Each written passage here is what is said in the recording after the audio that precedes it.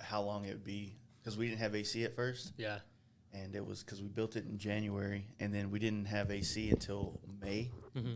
Barely made it, dude. Like it would have been in here melting, dude, too. That heat so just rising up through the floor. It was ridiculous. Well, cool. Thank you for driving up here, man. Cool. Thanks, man. No problem. Yeah. Yeah, I saw your bike coming together over the last probably month and a half, 2 months maybe. Mm-hmm. Saw the frame coming together, and then when the paint got delivered, basically, and started seeing it come together, that's when I was like, "Fuck, this thing is like sick as fuck," right? And then you did the podcast with the Low Life, yeah, great podcast, and it gave me everything I needed to talk about, right? So I want to thank those guys for that, yeah. But yeah, man, that bike came together really sick, man. Thanks, you know, man. It was been a fucking whirlwind of 6 months. Yeah. So you built it for the People's Champ, right? So last year's People's Champ build was the Sportster. Yeah. And then I've talked to other people that were part of it last year, and it just got so messed up through COVID. Like, how was it for you in that process? Because it started out before, like, I think we started in, like, October. Mm-hmm. And everything, I mean, obviously it was fucking normal. Yeah. And honestly, it felt normal for me because I didn't make it past the first vote even. So, like, I was already out of it by the time everyone was still going on and the pandemic hit, and I just kept working on the bike and finishing it just out of, like, spite and, like, you know, like, fuck you, I'm still going to finish this, you know? And, yeah, it didn't even feel that weird. Had anybody else ever really pushed to do a Sportster Chopper for the People's Champ, or was that? I know no Sportster has ever made it to finals during People's Champ, and the person that I think got the closest was Hawk. Lachey? Yeah, from Vintage Technologies. But he did, like, an iron head. Yeah, that dude's always making some crazy shit, though. So. Yeah, but he had, like, both heads turned, going out the other way. It was that dyslexia bike. So everything was backwards. Like, everything you can think of was backwards. Yeah. On purpose. Yeah. And he didn't even make it. But then he became an invited builder, so it's kind of like...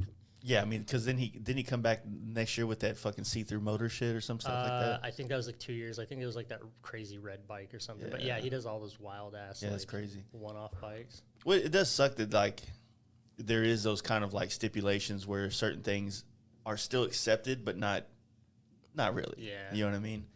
And I don't know, like I feel like a lot of people, like even a Sportster, you know, being an entry-level bike for so many different genres, like we talked about a while ago. It seems like a good entry level for someone that wants to try the whole hardtail and maybe even fabricating. It's like the mini truck of the fabrication world, right? Yeah. You know what I mean? Like you can cut your teeth on a lot of things on that. Oh, yeah. That was the first bike I ever built. Like, that was the second bike I owned and first bike I built. Mm-hmm. And the only reason I didn't choose to do the sports. I got it for free. Yeah. It was, like, wrecked and flooded. The motor had barnacles stuck on it from the hurricane in Houston. Like, it was trashed. But Buddy was just like, hey, you want this thing? Mm-hmm. And I was like, oh, I'll take it, I guess. Fuck, like, he kind of forced it on me. And then it just sat out behind my shop for, like, a couple months. And then finally I was like, oh, I guess I'll start dicking with it here and there. You know, like, pulling it apart, cutting some shit off, just trying all this stuff. You know, I was listening, like I said, I listened to that podcast, and y'all talked about a lot of different things. You kind of went on a welding tangent for a while. I know. It was so... I didn't know what to expect. And it got real ADD real fast. And I was like, this isn't what I expected at all. No, I enjoyed it, man. I thought I hadn't listened to their podcast before, and I think that the main guy that talks on it, like he does really well. Like I think he's better than me at talking because I stumble all over my words and shit. So he hit me with some more like real questions, and I wasn't expecting. I was like, oh, I wasn't even like prepared to like think about that fucking you know. But you know how like knowing where you're, you know, I got where you're from, which is up north, Wisconsin. No, I'm actually from San Antonio. Okay, yeah, that's right. I was born down there. But so, what was like the catalyst that pushed you to want to even get into welding? Was it welding that evolved into? It was just like hanging out with like redneck friends doing like off-road shit. That's right. I remember that part now. Yeah, it really was just that. Like we would all be like hanging out in people's garages and like cutting the tops off trucks and putting roll cages and things and like lifting them and just, you know, like there's tons of like dry limestone creek beds in San Antonio, and like that's all we would fucking do. And you break shit, just go back out, go mudding, just all that typical shit. And I don't know. I just had a knack for like doing shit out of metal. I didn't know how to weld though. Like I knew exactly how to bend things where it needed to cut, notch, like just the shit that usually doesn't make sense made sense. Yeah. And then I just eventually. So no like learned traditional weld. training, like did you No, end I up didn't going go to to school schools? for any of it. No, nothing. Yes, there's so many people in the motorcycle industry that started in some form of truck, right? Yeah. Whether it's mini truck or off-roading. There's just so much welding that's involved with that. You know what I mean? Yeah. Like, and I'd imagine like you really get a lot of hours behind a torch, you know, doing suspension on either putting in the air or on the ground, you know, one way or another. Especially if it's like a tube chassis or anything like that, you got to think like even if it's a 1-inch tube, there's a little over 3 inches of weld to do on that 1-inch round tube. Yeah. So if you're doing like 10 of those joints, you know, that's over 30 inches, and like that's actually a lot. Yeah. You know, like you'll find a rhythm. Yeah, and that's it's a lot of practice. Yeah, you kind of get thrown to the wolves in that kind of aspect, don't you? So when this job you got now, it sounds fucking wild, right? Like it's weird. You're making props for carnivals theme or parks and theme shit. parks. So like like we built Big Tex for the state okay. fair after he burnt down. We built him, so it's like that type of shit. So you're like the French that built the Yeah, Statue of Liberty for us. big Trojan horse cowboy. Yeah, so we just like do weird shit, like lots of stuff for aquariums, like like if you need like a cabinet to look like a rock, you know. So how is the owner like a hit? I'm putting in my mind. I'm like he's this weed smoking hippie that you tell him this crazy ass idea, and he's just like, okay, surprisingly, he's actually, you would think so. Everyone else at the company is pretty much like that, but like he's a little more structured. Like he used to work for Disney, and then like the Grand Ole Opry in Tennessee, kind of always more in like managerial, you know. Okay. And like he used to write and produce shows, like So it's more a set building. He's from that kind of world, right? Yeah, definitely more from the theatrical set building, you know, turnkey production type. On that kind of note, like, you know, I've mentioned a million times, my wife's aunt lives in Venice Beach, and her husband was very involved in commercials, like used to write a lot of music for commercials and things like that. Oh, yeah, like all the scoring. Yeah. And just when you find out how much of the people that live in that area, just the Los Angeles area, work for those type of things, for the sets, for the movies, like making sets, building shit, you know, like there's just so much more that goes into like those things than just the actor, or, you know, or the videographer. everyone thinks like they just show up and do that shit, Yeah. but you don't know the 3 weeks of hell to build just some fucking flat walls for your background. You know what I mean? Yeah. Like, so I was always I'm always been a big Tool fan, and that's what, you know, the main guitarist Adam Jones was he designed, or he used to work on all the sets for like Alien and Predator and shit, like doing the animatronics and things like that for those. Well, they always had like the fascination with Geiger. Yeah, definitely. I saw one of their shows in San Antonio. I don't even know when it was. Probably like 04 or something like that. And they had like it was wild. They had like crazy contortionists hanging from the ceiling and like doing like acrobatics, but like all the visuals and stuff. Like, and it was very much like they always had like that Pink Floyd vibe, because my dad told me a long time ago that like the Pink Floyd concerts was have all these lasers going everywhere. And I think ZZ Top used to do that shit too back in the day. I don't know. Oh yeah, probably. But that sounds cool as shit. Laser shows, bro. Dude, laser shows were hot for a while. Dude, we need to bring that shit back. My first concert was Backstreet Boys. Holy shit. And the motherfuckers came in from the ceiling like on some like floating down on a platform. Unicorns? Like levitating like fucking skateboard things. I don't know. It was pretty crazy. Wow. That sounds dangerous. Set the bar high. Yeah. Dude, that's flying. We've done some flying stuff like that, like built like some winch systems to fly angels on for a Christmas show at Six Flags. And like, dude, that shit's weird. It's dicey. But like when you're building something and then you have people flying in and trying to time it and everything to make sure they just don't wreck into the stage. My good buddy Jacob up there, you might have heard me reference this before. The lowest bidder won that job. You're trusting some angel, and you know, whether that's usually the deal, right? It's like, hey, we need this set built, and then you came in $5,000 cheaper than the other people, so we chose you, and it's like, that's who you put people's lives on. It's dicey. Yeah, because it's not like we had shit like inspected. Yeah, you know, like it was, we knew what we were doing, but I don't remember seeing engineering drawings, but that show's long and gone now, so there's no worry. It works. Yeah, we had it hooked up in the shop, and I'm hooked in it with a control, just like moving myself back and forth. Yeah. I'm like, that's fine. Feels pretty good. Yeah. That's badass.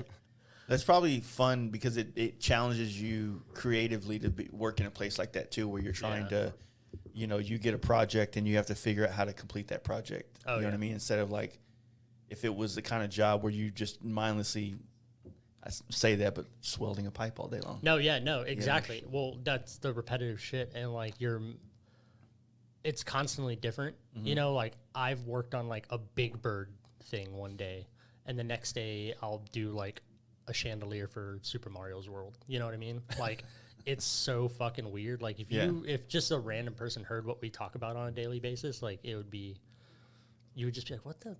So it's kind of everything though. I mean, you have a full machine shop in that place, right? To basically do kind of like no CNCs. It's just manual stuff. Just all manual type stuff. Yeah. But yeah, I mean, that gives you tools to kind of play with everything in the sense to kind of learn. So is that working there? Is that what's really kind of allowed you to gather all the skills you need to kind of step into the bike building? Oh yeah, definitely. Because I got my first bike in 2015, and I just started, you know, like after a while fucking with it, like bolting things on, cutting things, you know, whatever, and then slowly start making parts. And like I'm all self-taught. Like I taught myself how to use a lathe, a mill, TIG weld, everything. And it just kind of like it just escalated, and it went really fast. Like it was just doing a couple things here and there, and then like all of a sudden friends would be like, hey, can you build this for me? Can you make this for me? And like then I'd be like, all right, well, I'm gonna make that for myself too. Like, so was a lot of your friends basically they went from that truck stuff to the bike world too? No, not at all. They all kind of just everyone kind of went their separate ways. There was a pretty big gap in between it all. I'm just trying to figure out what kind of was the pushing into the motorcycle and to have friends in that world for you. Man, I've always loved motorcycles. Like my dad rode forever. Like he's just a sketchy old biker, like old Vietnam vet. Like he rides a trike now, but he rides it everywhere. Like he's on his way to Arkansas right now and then to Wisconsin. Like he just goes everywhere. And so I always grew up around him, but I never for some reason rode him. Yeah. Like or got into it much other than like dirt bikes every now and then. But I don't know. I rode BMX forever. So like getting into motorcycles, being older a little bit, like just kind of, it was just natural. It just kind of went to it. Like I hit a point where I was like, oh, I'm tired of pedaling as much. Like I'll fucking get something with a motor. Yeah, it seems like, you know, like I said, that first, we were just looking at the pictures you sent me. So you got, was that the first version of the Sportster, the blacked out looking club style version? No, that thing started as a bone stock silver 883 iron. Yeah, it's had a lot of versions.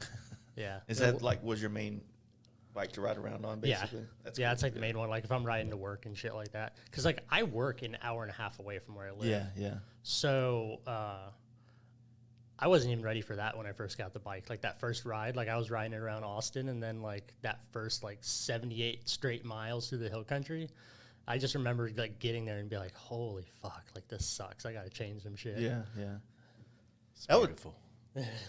Yeah, it's great, but like, yeah, it definitely forced some changes. So what part of Austin do you live in? Like South Congress and Slaughter. Yeah. And then you're where the shop is what? It's near Bernie.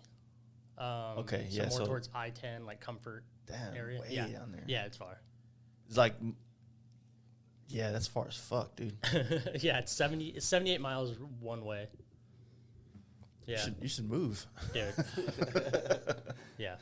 You leave that trendy ass place you live alone and go back to the. Yeah, if my wife didn't have more of a big girl job than me, I probably would have by now. Oh, there you go. That's why we ended up in Austin anyway. Dude, if I had that, I'd be riding 78 miles to work right now. Yeah. But plus, like, how is it down there right now in South Congress? Is that because I heard that's a lot where the encampments are starting to kind of pop up on like 290 and shit. Yeah, dude. Yeah, like 290, like Ben White and all that area. It's like under the bridges. There's just camps, but it's not bad on South Congress. Like I don't know if it's just because all the businesses and shit. They keep it a little more clear. Are you north of 290 or south of 290? South of 290. Okay. Yeah. That's cool. I would figure like they would be closer towards downtown. I'm like almost right across the highway from Cowboy Harley Davidson. Oh, okay. So like down in that area. So it's real easy to get out in every direction. Not too far from my Little Darling and all that shit. No, I could like damn near throw something at Little Darling from where we live. Yeah. It's a good little spot. But yeah, that I don't know, man. That's a cool little bike. What I remember hearing the story. So basically, you did a lot of fab work to another bike, and then they offered you the twin cam motor for the current build. Yeah. You know Austin Todd? Mm-hmm. Yeah. He brought, it just became friends with him, and just through like random shit, he would just like see stuff I was doing and just like, hey, I have this FXR. I'm in the oil field all the damn time. I have no time to finish it, work on it. Like, you want to do it? Yeah. And then I was like, yeah, sure. Like, bring it in, you know, like just brought me all the shit he had and just kind of dropped it off. And you were doing a twin cam on that, right? Yeah. He twin cam swapped it. So he needed like the whole, like, I think it's Ramjet makes like the twin cam swap shit for it all. Yeah. Mm-hmm. And so he just needed all that put in and then like clean up some other stuff, machine some shit, blah, blah, blah. And then from fucking with it and like pulling the motor out and just kind of like, I was like, dude, this thing's so simple. Like, it just didn't need an oil tank, you know, like it has that pan and then just how it mounts, you know, it's so simple. Like it was like a giant Sportster, like just like the front and rear top motor mount. And I just got fascinated by it. But then it started as a joke because I was like, I know how big it is. And like, and I was like, damn, I wonder if you could build a frame around this. And and then I had that weird twin top tube frame idea, like already drawn up on a board, and then quickly realized the way you have to mount that twin cam, like in the rear, it just worked perfect.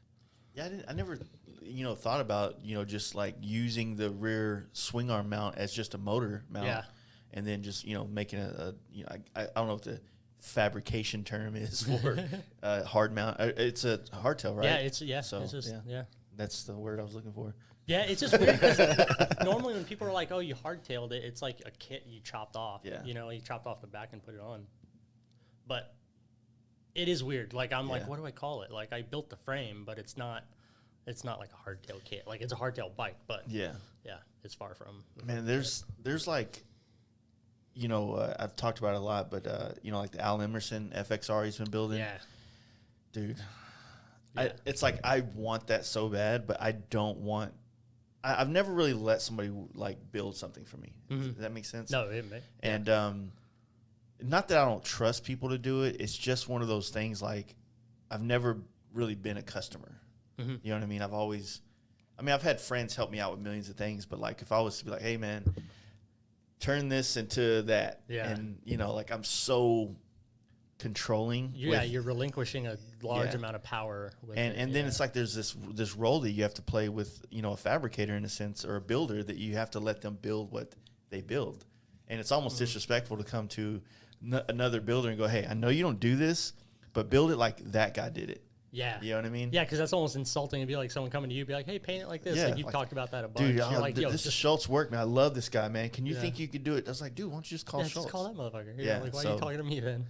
Yeah. But then, as crazy as it is, it's like the hypocritic thing is that like I expect a lot of my customers to have to wait until I have the availability to do something, but I don't ever want to wait for shit. Yeah, that's my thing. That's what led me to making so much stuff and like doing all my own shit. Is just I hate, like, I like that I can rely on people and the people I find that I can rely on, but I hate having to rely on them for it. So I'd much rather just. It'd be like different if like, say I lived in Iowa right down the street from his shop and we were friends, and you know what I mean? But like just straight, which I don't have a problem paying anybody to do anything for me, but just to hand it off. There's a thing that I think customers become through a little bit of effort, like a real kind of inner circle friendship with the builder or painter.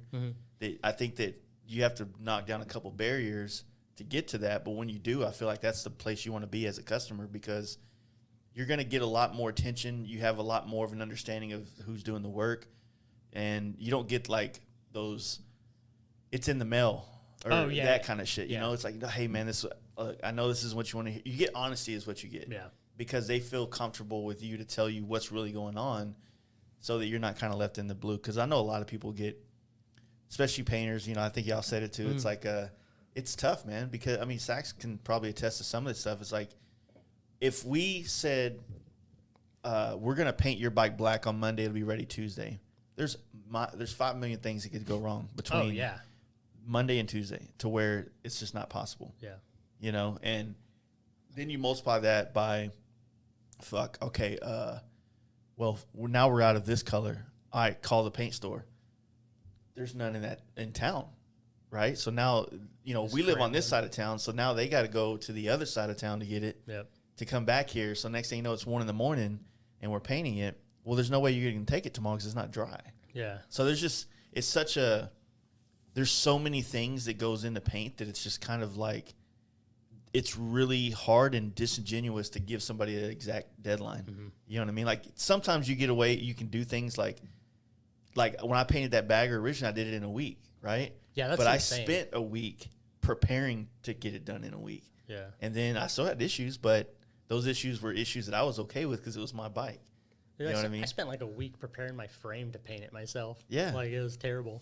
Like it took like 10 minutes to actually paint it probably. And then all the rest was just like the prep and gathering all the shit. Like, yeah. So do you like the aspect of like really trying to learn every aspect of the process? Yeah. I like it. It's rewarding. Even if I'm not great at it, I like doing it to understand it. Yeah. Like, because then if I did put a paint project off on someone, like if I brought something to you, be like, hey, paint it, I know what you're dealing with.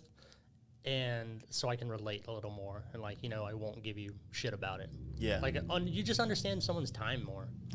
Yeah, that's what I said. Like once you get into that kind of, I hate to use the word inner circle, but you know, you get to be more honest with each other and everybody. And like the guy that just bought my bike, you know, that dude dropped his Dyna, or he sent me his Dyna he was supposed to send it right in March, but then we had to back up because of the snow. Mm-hmm. So I was like, hey man, push off till April. And then I tell everybody the reason why we don't really take a lot of bike projects in the summertime is because we travel a lot. Yeah, you want to do shit. So we had the camp out. Then May is like, you know, honeydew month for me because that's our anniversary or birthday. And then we go to Maine last month, and then you got like this stretch that we're in now before Sturgis. And then after Sturgis, things start to wind back down to where you have like 2 months of not going anywhere. Yeah. Right now, it's like we're here for 2 weeks and we're gone. Then we're here for 4 weeks and we're gone. And so it gets really hard to knock out projects, you know what I mean, and get them out. But, you know, when you have a relationship with a customer, it's like if he was like, hey, man, I need this bike tomorrow or I need it next week for a ride, then, yeah, we'll fucking stay here till 4 a.m. and get it done. But I'd rather let everything run its course the way it needs to and dry and take its time and make sure that when we do ship it, it's cured and things like that. You can not cut any corners on your own shit, but like there's still those things that you just can't help, like the curing or just all that type of shit. Like, you can do everything perfect. We don't have a $70,000 paint booth, and if we did, nobody would be able to afford our paint jobs. Yeah, to like bake it and dry it or it's whatever. like we don't have that. Like a collision center runs anywhere from $40,000 to $100,000 a month in paint work. Goddamn. We don't do that in a year, so we can't afford these things. That's why, like, sometimes you get those guys that are production painters for, you know, a production shop, like a dealership or something, and they'll paint bikes on the side. Like, yeah, those dudes are fucking skimming materials for their paint jobs, using all this stuff they don't have to pay for, and they'll do it for $1,000 because they have no stake in the game. If they fuck up your paint job, like their livelihood doesn't rely on it. Well, mine does. Like, and it changed whenever everything started going through the mail, right? Because if you came here to pick up your tins, like you get to see it right there, right? It's safe. Yeah. Like, first off, I don't know what's going to happen in shipping, which we've been really fortunate not to have any issues. But let's say we overlook something. It rarely happens, but let's say it did, right? Well, if you have it right here and you see it, oh, fuck, man, this is embarrassing. Let me get the buffer real quick. Yeah, and, like, even, like, all it takes, like, to overlook something is, like, if you wrap something in bubble wrap and you don't go far enough past the part and it slips out. Just one little tab of a tank slips out or something, you know? Like, it's crazy. It just shit happens. I was so nervous about that paint on that bike. Yeah, you had Org paint it, right? Yeah. Ogre? Ogre, yeah. Ogre, yeah. Yeah, he did it. He's a good dude. Paul at Lindahl set that up. Yeah. And, just, like, even in the timeline and everything for him getting it done and, like... Dude, and just his shipping him the FXRs shit that too. he builds... Yeah. God, dude. He's got probably 2 or 3 of my top 10 favorite FXRs ever done. One of my favorites for sure, definitely top 3, would be that, like, kind of like purple 80s style one. He just did like 80s, 90s. Yeah. Yeah, that was... Dude, he's been doing these champagne frames. Yeah, that one now. It's like, this crazy flake champagne frame. I want to do that so bad on my FXR, but it's like, God damn. I already kind of bit his style a little bit because when PaintHuffer hit me up and they said they wanted to make a flake. Yeah, yours is champagne. I wanted the champagne because that's at the time, like PaintHuffer didn't offer it, and I did not honestly know who did. I think that Ogre uses fuck, I don't remember who it was. There's quite a few flake companies now. Oh, you know what I mean? But yeah, so I was like, fuck, man, like this shit would be dope, and I like using it. The challenge is more trying to figure out where to use it and how to make it work, because sometimes it kind of narrows down what you can do. You know what I'm saying? Yeah, I was really surprised. I like just seeing how he did this one, how it's like the frame is all like champagne flaked, and then the tins really aren't. Yeah, you know, there's tiny detail, and it's like, damn, like I didn't. He balances everything really ever well. think it would work. Like his like just the finishes, the contrast of the motors and the accessories and the frame and all those type of things just really. Yeah, you pull it up right there. Yeah, that shit just pops, man. Like you got I don't know if it's brushed aluminum or chrome, like on the wheels. I think it's chrome. Yeah, I'm pretty sure they're chrome. That shit just pops, man. Yeah, it's just it's just different. I wish it would let me zoom in further. God damn it. That's all good. Yeah, I like that stuff, man. It's his stuff's always been nice. He was doing one a couple years ago with it. I don't know if it's the same bike with the champagne frame, but he was doing one a couple years ago. I think he had an RT fairing and everything on it that he was doing that was pretty dope. Was that the one that was just like gray? No, that one actually went to the guy that bought my tins. Oh, really? From in Hawaii. That like battleship gray. Yeah. That color's fucking sick too. Yeah, that was one of the colors I was kind of settled on my bike. There's my paint. What was the idea behind the paint job on this one? Dude, I originally I was using my iPad to like take a photo of the bike and draw on it using like Adobe Fresco. So I can just use the pen and you can just draw like, right over it. And I was just like fucking with ideas, and it had like a crazy like old school BMX two-tone paint job that I was going for. Like old Haro Masters used to have these like two-tone paint jobs where it's split. It'd be like red in the front and black rear end. Yeah. And it kind of had like this like, I don't know, weird little stripes that divided it, like yellow or, you know, just some little highlighted color. And I did that, and like I liked it a lot. But the more I went on, I was like, fuck, that's just going to be a little too flashy. Because like it was going to be red front end, black rear end, then black fender with red flames, red tanks, and black flames. So it just flipped.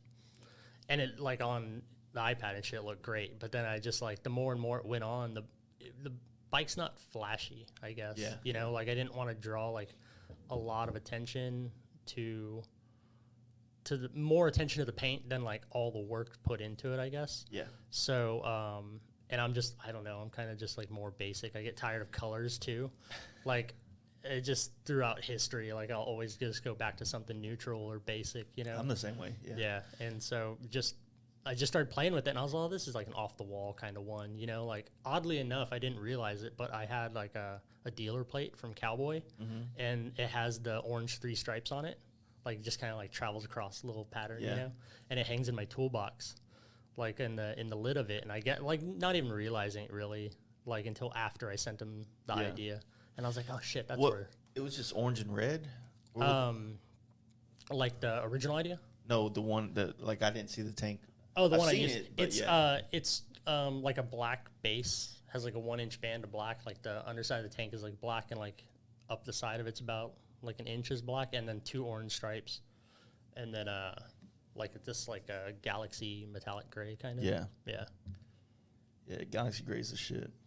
Yeah, Ogre actually sent me that color, and I use it a lot. I use it a lot on things. Because we're kind of doing the paint nerd talk like you did the fab stuff. See, I love it because I don't know a lot about it, but I like the artistic side of it. I like what you can do with it. So Galaxy Gray is one of those colors that if you put it underneath colors, you get badass outcomes that aren't common. So my goldish brown, that's Galaxy Gray underneath it with candy gold over it. And it makes it kind of flop from more of a gold color to more of a reddish brown color. And that's basically the same thing with Galaxy Gray. It has a lot of silver metallic in it. Yeah. With a little bit of black and things like that kind of give it that gray hue. Well, yeah, I catch it in certain light, and it'll look a little more brown too. Yep. And I'm like, oh, that's different. I was Yeah. like, it's just unexpected. But that's the shit I like, is hearing all those little tricks. Like, you can Yep. put that under that trans gold. Yeah, so And, if you like, look you at know how House to of manipulate. Color, they have like 10 or 15 of their what they call like their base colors that you use underneath candies, and you get different shades underneath a lot of them. It's like one of the badass ways to get a root beer color is to use purple base color and candy orange That makes sense. Yeah. top coat, and it gives you a really warm root beer look. You know what I'm saying? So there's a lot more you can do with it. And it's kind of like, when everybody comes to the painter and goes, man, I want to do something different nobody's ever done. And then you show them those colors, and then you got these little swatches that are this big. Yeah. Like, that looks like shit. You know what I mean? But that's the colors nobody does, because it's hard to see it in that light. Yeah. And then figure out how to do graphics and color coordinate it with the rest of the bike. But when you do and you pull it off, like, I'm pretty proud of my bike and the way it looks. Yeah, hell yeah. And that's a very unused color ever. You know what I mean? Like, I guarantee you there's probably nobody else in the bike world with that color, Yeah, it's different. It definitely stands out. But, whatever. Yeah. Yeah, yeah, and then, like, flexing so on you. as I went on too, like, with Yeah. the paint shit, like, that idea, like, the bike's more hot rod, Yeah. like, it reminds me of that, like, because it's got a big ass motor that shouldn't be in that thing. And then, What size like, were tires on there? it's 1821 Nice. combo. So, and then it's a 103 twin cam, cam. like 6-speed out of a road glide or something. So it just shouldn't be in that, like, a 500-pound chopper at all. My buddy FXR Mike, or Yeah. Goldwing Mike now, he's always been a proponent of dudes chopping new shit, doing new things.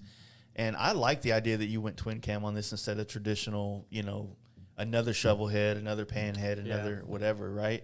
It at some point, like, that shit gets boring to me. You know what I mean? Like, seeing the same thing done, or the kit, right? It's like, Yeah. this frame and this wassail tank, or I'm just fucking Well, it seems so regurgitating hard for shit. people to, like, break away and do something new, because like, if all you do is look and you see that shit all the time, it's kind of like what you're gonna do without knowing it.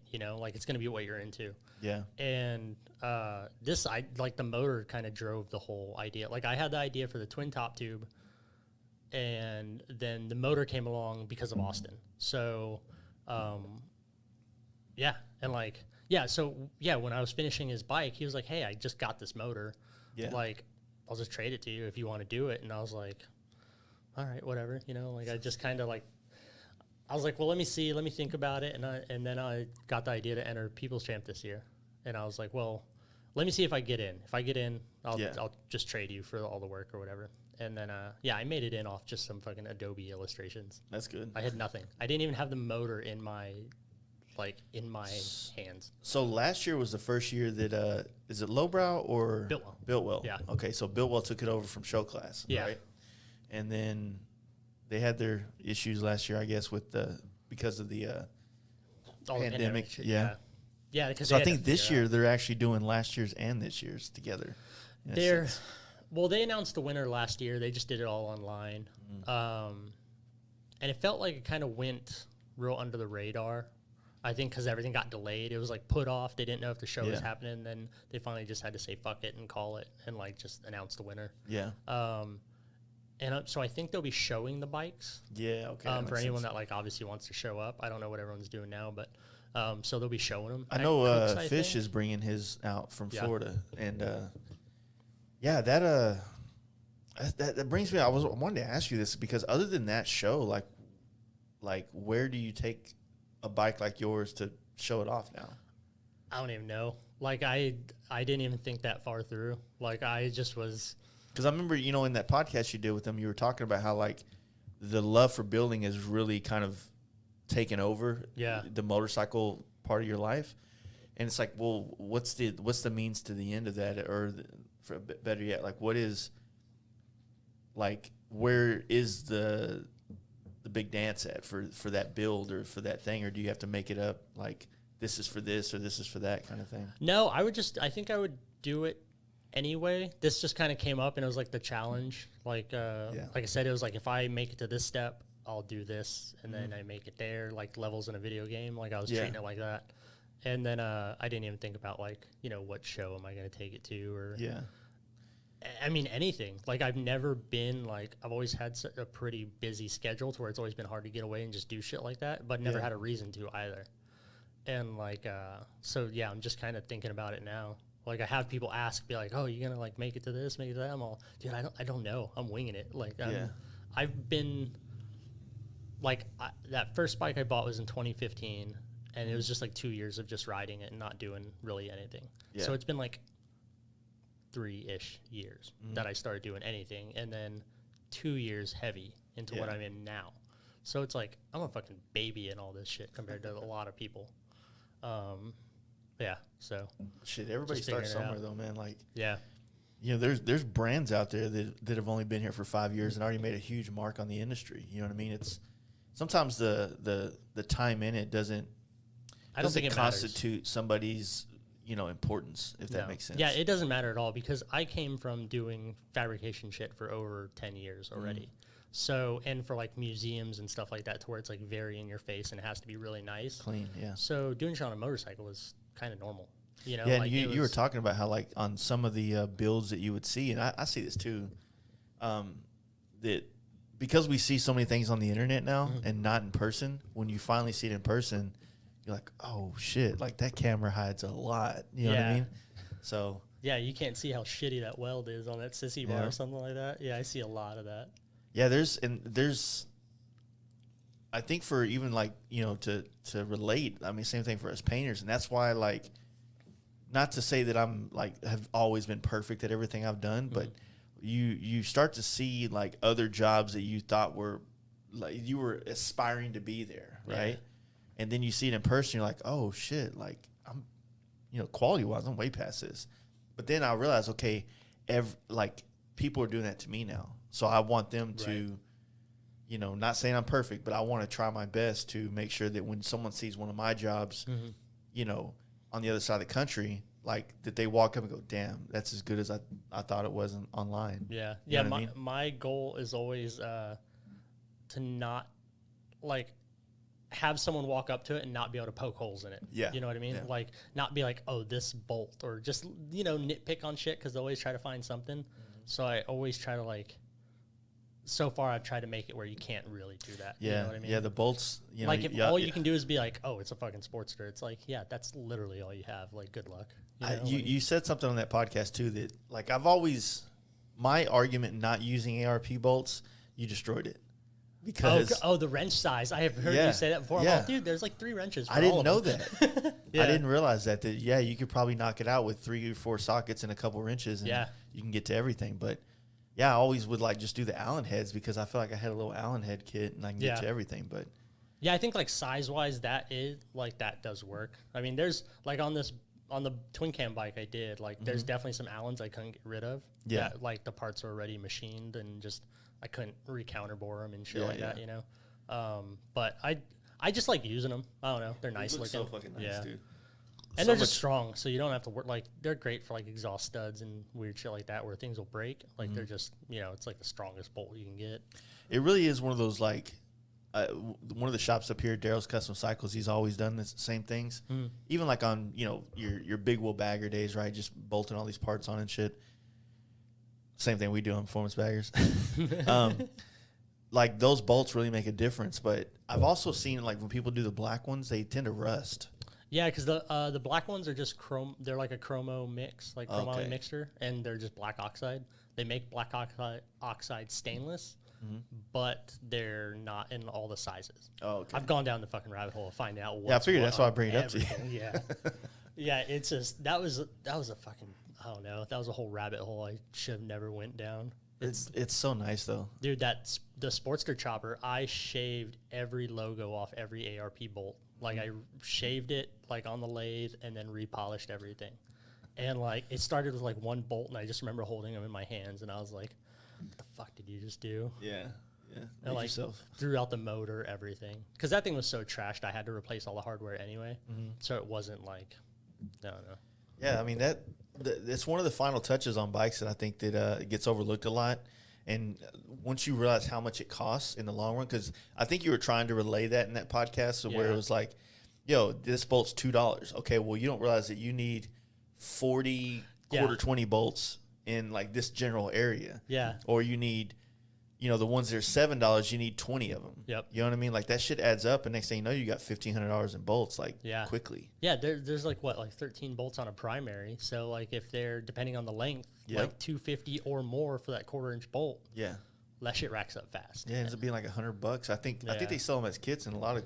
Yeah, but man, as much as I love the companies that sell the kits and shit like that, like the shops or companies, like the kits are really overpriced. Like you can source the bolts individually. So basically, what you're doing with the kit is you're paying for the sourcing of somebody else. Yeah, they did the work to put them together and measure them. But like if you just pull them out, like you'll realize most of the bolts are the same. I didn't start to understand bolt thread pitch and all that type of shit till I got the FXR, because my gold FXR. Because what would happen is, in that same process, I didn't do ARPs, but everything was polished stainless Allens, and going back and forth because my Ace Hardware had polished or chrome stainless. Yeah, in the little drawers. Yeah, so I would go up there and it was across the street from me, so I was up there I probably got $1,000 in bolts. Yeah, but it's the easiest to source too. Yeah. Those, I don't see. I probably don't have maybe $400 in bolts, but like a lot of them that I thought I needed, and I'm like, so I don't have to run back, which I ended up having to do anyway. I'd buy like 3 of the sizes and just see which one fits. Yeah, I just never really paid attention to thread pitch and those type of things much until then, and then you start to realize, oh shit, like that's 1/4-20. You can look at it, oh, it's 1/4-20. It's 5/16. That's all these. Oh, right, like just recognize it and shit like that. Yeah, and then realize like where they are throughout the bike, what type of bolt it is. Like, I think I was thinking about this the other day. I think I just learned that they're. Not say just learn. I'm just accepting the fact that there are more than one Phillips head sizes. Oh yeah, yeah. Number 2, 4, like P2. There's all these different. Because that's one of those things you always see people strip out. Yep. Is Phillips. Because they just grab like a Phillips head because they assume it's all the same. Yeah. Then you get the right one that really fits. You're like, damn, I've been missing this my whole life. Like, what the fuck have I been doing? Comes right off. Yeah. It's not just like twisting around and their cut's too small. There's too much shit to know, man. There is a lot. I nerd out on all the hardware shit. I like it. I like all the little detail things. Like, I like the stuff that people usually overlook. Drill bits. Yeah. Another one. Yeah, drill bits too. I have like different collections of them. Do you frown upon guys that use one drill bit and then do this? Man, you gotta waller it out. No, you gotta do what you gotta do. I definitely have like a certain amount of like caveman like bush fix type shit in me. Like, just coming from like not everything's perfect, like you don't know. Yeah. And that comes from work, like doing theater shit and whatever like I do, like that show must go on shit is real. Yeah. So it's like, and that lasts like 8 hours before the show opens the next day. Like you get shit done no matter what. Yeah. So that is the thing. Sometimes you have to just, on the fly, like make decisions and fixes and keep it going. I mean, that's what it's like fixing shit on the side of the road. Austin can tell you all about that. Yeah. He was with me on that trip. So, I think that, I think I've talked about it, but Austin and Mason that were with us, like, I was having so much bike problems, and it was causing such a delay in our travel. They're like, we're going to go ahead and go to SoCal. You guys go ahead and go to San Francisco. We'll catch y'all on the way back. And I talked shit to them because Austin rode a Sportster out there. Yeah. And then, Mason had like an FXR that he just picked it. It was a clean one, but bone stock. Mm-hmm. They never had any problems. I'm sitting here on this fucking bike. I just dropped $25,000 in. Just breaking primaries down off on the goddamn Love's gas station parking lot and figuring it out. What ended up happening, I think I talked about it before, what happened is the guy that knew, air quotes, everything, that helped me put the primary and all that shit together, he put a spacer that was supposed to be on the one, it was either outside or inside of the compensator sprocket. And so what it was causing is like the thing to be off. Oh, yeah. And it was causing it to kind of grind into one of the inner primary, and it was heating the chain up and loosening it. Oh, that makes sense. So I was constantly having to like tighten it, and then we get to the point where it's so tight that like I was worried it was gonna fucking like fuck the transmission or the transmission up. Well, yeah, it just like screw up that like rear main bearing or whatever, like the main shaft bearing. Fortunately, we got it up to NorCal, took it all off in my friend's shop, and he's like, "Yeah, dude, this is your problem right here." And flipped it. I was like, "That mother." This is the one thing I didn't do on the bike. When on that twin cam, like, because I like just learning by just getting into doing shit. Like I don't like have like no shame around reading a manual or something. Like I'm not pretend to be some like fucking tough know-it-all dude. Like I'll just I downloaded a Haynes manual on my iPad and like let's do this shit. And so I took the primary apart that way. But when I was taking apart the compensator on it, it was the first time seeing one of those. Yeah, I was like, oh, there's a lot of parts. So I immediately just kept it all in one bundle, zip tied it together, and put it in a box. I was like, that way I can't even fuck it up. That's the way like, to do it. No way. Yeah, this shit gets complicated, man, and I still don't have like twin cams. That was like one of the first bikes I owned. First bike was a Sportster, but the second one was twin cam Road Glide. Mm-hmm. Then I had like 3 twin cam Road Glides, and then so I've spent so much time working on those things, taking the motors out and disassembling the primary and everything, that I kind of understand that like second nature now. But now that I have the other FXR that I want to do, like I'm scared to take the primary off because I don't remember shit. Because the last one I worked on was on the side of the highway. Well, at least the twin cam, when you take the primary off, it's not 2 separate parts. Yeah. Like, I mean, the inner primary cover or whatever is like holding the transmission and everything together, but like it's all one. Yeah. You know? That's why it's like a third. So primary, transmission, and then motor. Yeah. And the other thing about the FXRs is where you have to line shit up. So, you have play between the transmission and the motor. Right. And then that affects the seals between the transmission and the primary. And that's why you see so many, primary leaks and shit on these things, because things aren't aligned correctly. Yeah. And it ain't like a twin cam where everything's got like Legos. Like they got fucking, what are these things called? Where you put the primary on, it's got the little locating pins. Pins on everything. It's like, shit goes my twin cam, even though it's chopper, it doesn't leak a fucking drop of oil. Yeah. It's nice and dry. I was scared too. So you're into making choppers that work. Yeah, I really do like functional shit. Like, I don't know why. Like, I love old crusty choppers too. Like, I'll sit there and stare at them. I like them. Yeah. It's just I like things more clean naturally though. Like, even like as far as like dirty clean, like just I want it man-made dirty or purpose dirty. Yeah, like if it's gonna like patina painted. Yeah, like if it's gonna be broken in, like because it's like used kind of, but that is coming from someone that has like a fake patina, Sportster paint job on that chopper. But that was different.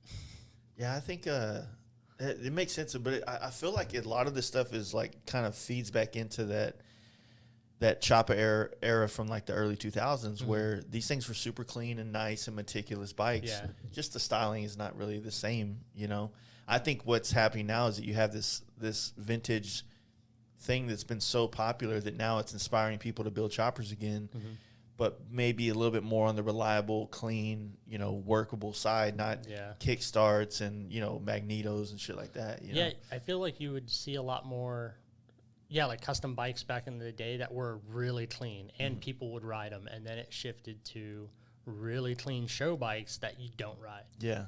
And then it was like all the really crusty bikes were the ones getting ridden.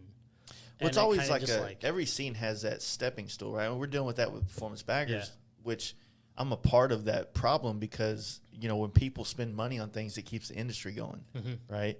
So if everybody was to adopt the idea of the vintage chopper thing, then there would be no industry. Right? Because everything would be about buying things that are already produced and not having them resurfaced and refinished and running them the way they are. So there's no income to run an industry off that. Yeah, it's just like a circulating little pool of old shit. Yeah, and the price of those parts go up, but they only go up to the people that are holding those parts, right? So that everybody else trying to create new products.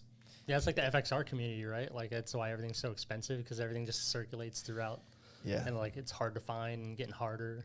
Yeah, I mean, everything's about rarity, Yeah. I mean, like, I really want a T-Sport. I really want one. And that's the only Dyna I really crave ever owning is that. And, dude, every time, like, I had, some money from the bagger, and I was like, get one. Looking around. But fuck, man, I can't bring myself to spend $10,000 on a T-Sport with 40,000 miles on it. Yeah. Even though they're rare and they're harder to find, and even harder to find ones that have bags and everything involved with the way it came. One day I'll get one. But yeah, I mean, I think that, you know, a lot of the what you see happening is that, you know, like if you yourself for a prime example, like you're going to build a bike and you're going to build it. You're going to make the frame like you did. Right. You're going to make as much of the parts. Obviously, you have the motor, you have the drivetrain basically, but everything else you're kind of piecing together, and you don't want to make a brand new frame and then put 40-year-old wheels on it. Oh, yeah. It'd just be dumb. Yeah. Well, even like I don't like the idea of using a 2013 motor and making it look like a 50s chopper. Like, it's dumb. It doesn't make any sense. They got panhead rocker covers for that motor. Yeah, but it just doesn't look right. You know, it's like that uncanny valley type shit. It's like that. It's like, you know, it's not right. You could put something's all off. You could put all the cast EMD covers on it you want. It's still going to look weird. You know, it's going to be just off. But it's like, why not just let it be what it is, the way you did it, and just rock it that way? And I think one of my favorite shots of you riding it thing. It looks fucking like it's legit. Comfy. You know what I mean? It's actually surprisingly comfy, and like I was nervous of what that motor was going to do in a hardtail frame, because like the only how does it vibrate a lot? It vibrated a decent amount, but I think it had more to do with me just like because it doesn't have a tack or anything on it, so I was just feeling out like where the gears, where everything was, and it seemed like it chilled out, but I did end up going back and putting like some the alloy art bushings, like riser bushings instead of solids. I did that, and I haven't ridden it since then, but I'm curious to see if it helps. Yeah, I had so I love Alloy Art. They're great friends of mine, but their FXR motor mount is just it's so hard, right? It's so hard. Yeah, even it's so hard. Even the bushings though, they are like, I was like, what are these even gonna do? But like you can grab on the bars and pull them around. Yeah, like, so the bushings, I feel like it does, like the vibration in your handlebars.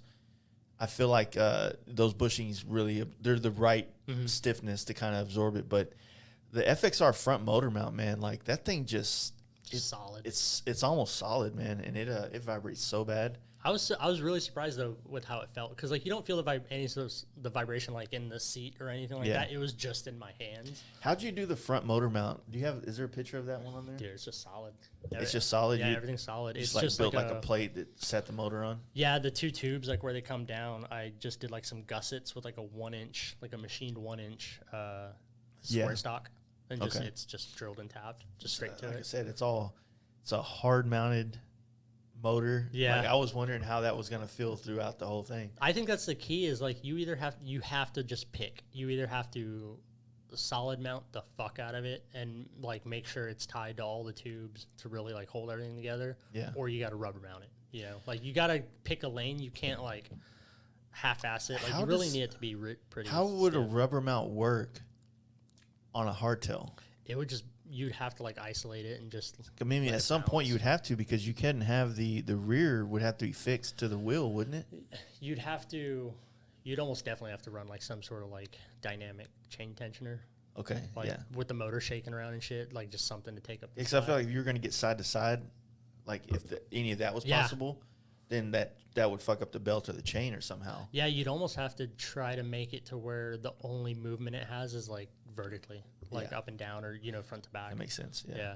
But I was surprised. I didn't know what it was going to do. I was like, no one knew. Yeah. I asked people about it, and they're like, oh no one's. The only people that did anything with twin cam chopper, they used a dyno motor. Yeah. And they're a little smaller, and they don't have the oil pan and shit like that, and like it was all to like varying degrees, like how it got done. Yeah. And so they just tried to make the best call. I think it's terrifyingly fast, though. I will say that. Like it's fucking thing don't weigh shit, does it? No, it's probably like 550. Damn. And because that 103, I put S&S cams in it, and like the cam chest plate and oil pump, and did all that. And yeah, it was scary to get used to. Like just like getting out and I don't even think I made it into 6th gear yet. I haven't found a spot long enough or like straight enough to do it. That's wild. Yeah. So you chain drive it too? Yeah. Nice. Yeah. Nice. Yeah, I chain drived it, and then that was a weird thing because not knowing anything about the twin cams or chain converting one, and like just it's so much more of a pain in the ass than a Sportster. You can just swap a Sportster gear. Yeah, you don't have to pull the primary off. Yeah. Yeah, you just like take a cover off if you have one and like that's it, you know. When I had my Sportster, I had a 2007 Nightster, and I think I've talked about it before, but I ended up turning into like a tracker style because that's right when Roland Sands came out with clip-ons and all this shit that he came out with. And for me, I was coming off of sport bike, so that seemed like this is badass. This is like a lateral movement almost in a sense. And I was looking at lead sled and all that shit back in the day, like because they had the chain conversions and a couple other things that were kind of interesting to me at the time. But I never went that route. But you were talking about how, not to bash them or anything, but you kind of had some issues with their hardtail kit. That you had to, that pretty much forced you it inspired you to do your own frame on this. Yeah, build. that's why. Like I had enough problems with it where I vowed to not buy another. Do you hardtail. think that's something that, like I said, not to discredit them, but like you think that's something that is really ideal to just be built to it, as opposed to like, hey, I'm going to build this off this other frame and then send it to you or make a jig? I think it's just having the right jig, but I think that came down to just like communication. You know, they were cool enough when I asked them to build, like, because everyone only makes like a stretch, like 2-inch stretch or something. And I didn't want that. I just wanted like a 0 stretch. And they were cool enough to accept it and say they could do it. And I was like, all right, but they didn't say anything about like, why we don't have a fixture for it, you know, or like we have to adjust some shit or anything like that. They were just like, all right. Did they explain to you why they usually do it? Because I know that you said you found out why they did. It just comes down to like battery choices. Like you have to use pretty much like an anti-gravity battery, and that's about it. It gets real tight. It's not easy. Like you have to have like more fab skills with it and shit like that. But like, it works perfect and it looks better, I think, because it doesn't create like a weird gap between the oil tank and the fender. It's and shit. like an Indian with that long giant long ass thing. So, but it was just kind of like it. I get that from building shit for other people. I know that things take time. Yeah. You know, I've not been on time sometimes before, and so I get it. But it was like kind of excessive without communication. And then when I finally did get it, it was just like looking at it from a fabricator standpoint and be like, this kind of sucks, you know, like a whole axle plate was like a 1/4 inch off. Yeah, that seems like something like a frame jig would. And that's what I mean. That's when I found out that they didn't really have a jig for it, so they kind of set something up, and it just wasn't really in a jig. I think, What do you think it's like? Is it something that you think is possible just to like cut someone's back end off and just make your own hardtail for them? Oh yeah, yeah, that'd be pretty easy. I honestly think it's easier building a whole frame than just doing that hardtail because you're dealing with like all the stock shit. But as soon as you cut into the frame, like, because like I said, that bike was in a hurricane, so as soon as I cut into it, like you find rust, like water that was sitting in the tubes, and you're just like, oh, like it's all fucked up. Yeah, so you're sitting there just trying to clean it. Clean the inside, like get the wire wheels or the sanding disc in there. Just like anything,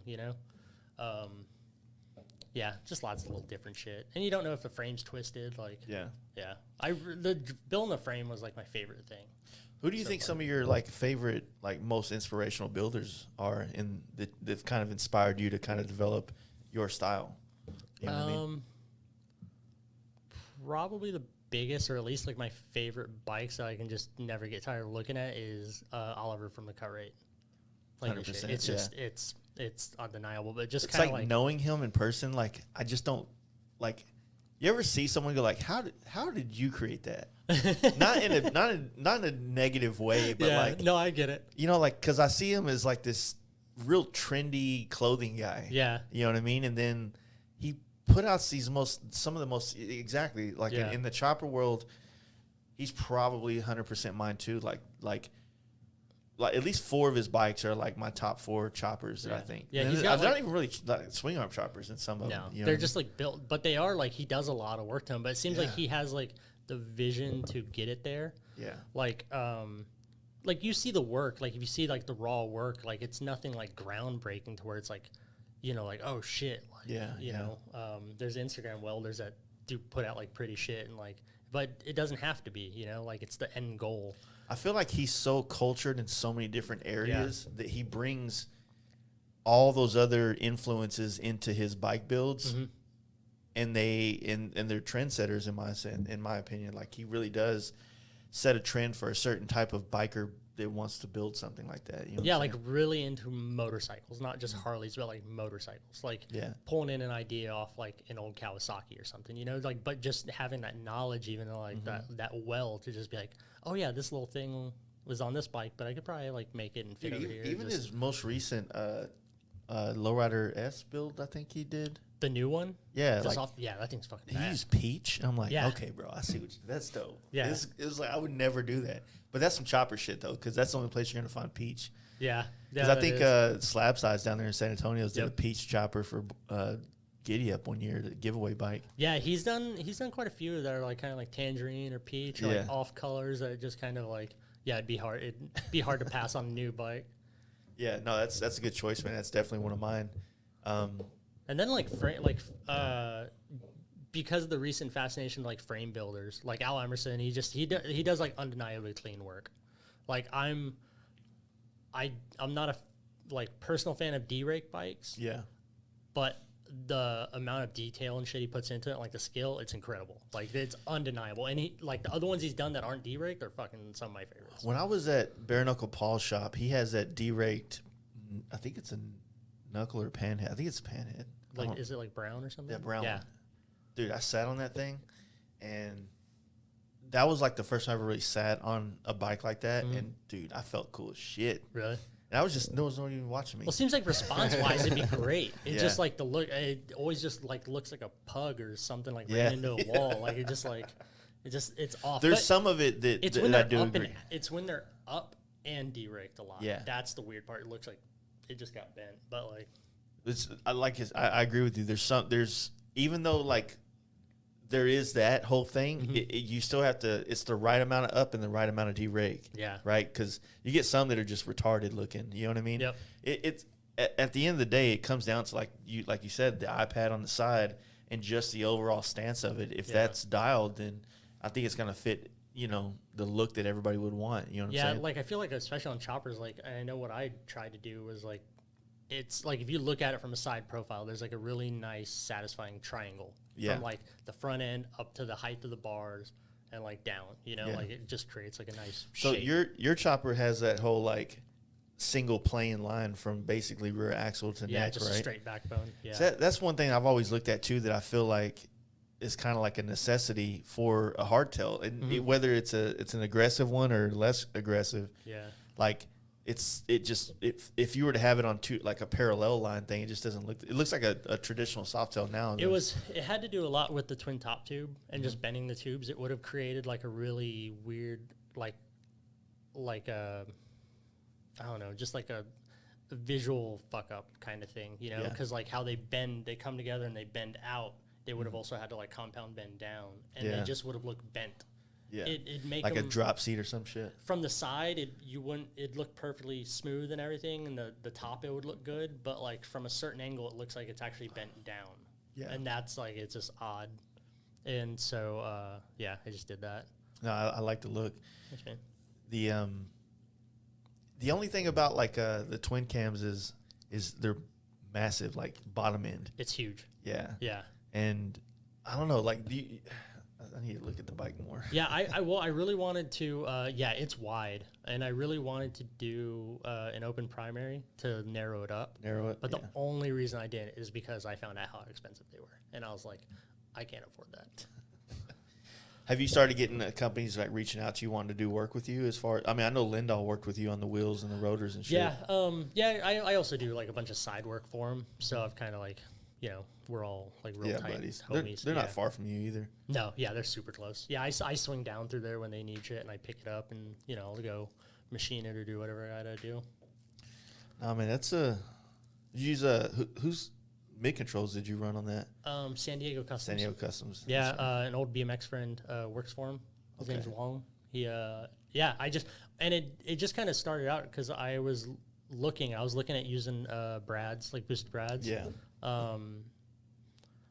And the only thing that I was worried about is that they looked a little wider than I wanted, like on the like the clutch cover side. Okay.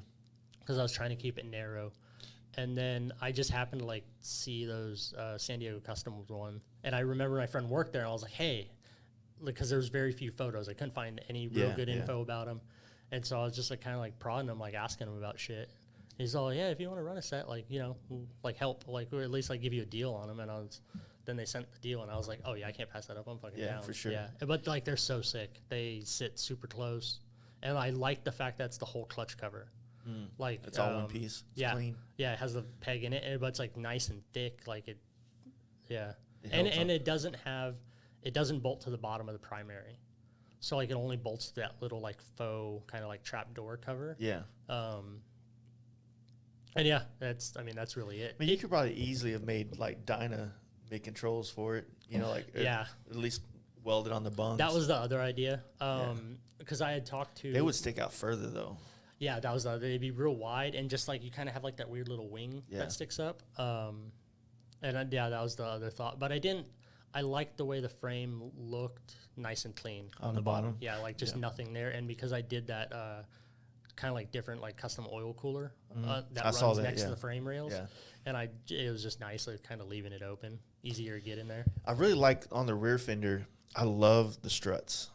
Oh yeah. Like I don't know if this is like something that most people like nerd out on, but those things kind of like the way that people find unique ways to mount the rear fender as far as having struts on hardtails, I've always found fascinating. Whether it's like, because I did I painted a chopper for Royalty about 2 years ago now.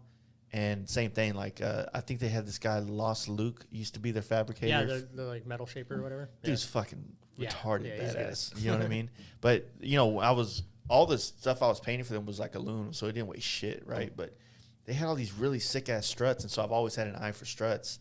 And then, like, when I saw yours, like, one of the pictures you sent to us had these, are they, like, one piece that you just kind of milled everything down to, or? I actually just, like, they drew them up and laser cut them. Laser cut them, and then just, like, polished them, like, polished and bent them. Yeah. They're like, it's 3/8 stainless. Yeah, it looks good. Yeah, those kind of things, those are kind of details that, I don't know, they fit, they aesthetically go with everything. Yeah. And you didn't hide them by painting them black. Nope. You know what I mean? Yeah, I liked it being out in the open, but then also like it was it's like the continuity of everything. Like I like there being a flow. Like if you design a house, you know, like the shit's gonna match throughout the house ideally, you know, like if it's done right. And so like when I drew up and had like, since I was making my own frame, I could control everything.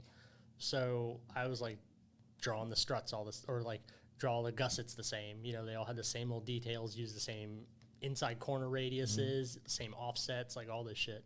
Nice. And I just kept doing that. So it just worked out for the struts, you know, but I did it on like all the tabs, and I made sure to keep doing it instead of like hand cutting a few tabs and laser cutting others. Like I ended up drawing and having everything laser cut and prepping it all the same way. Like every edge is beveled. Yeah. Like, so like I said, you can't poke holes in it, you know, so like nothing's like out of place. Yeah. Yeah. And, but the struts just worked out, and like the struts, like the shape of it and everything, and the gussets, it worked with the wheels, just kind of like the geometric shapes of them and everything. Yeah.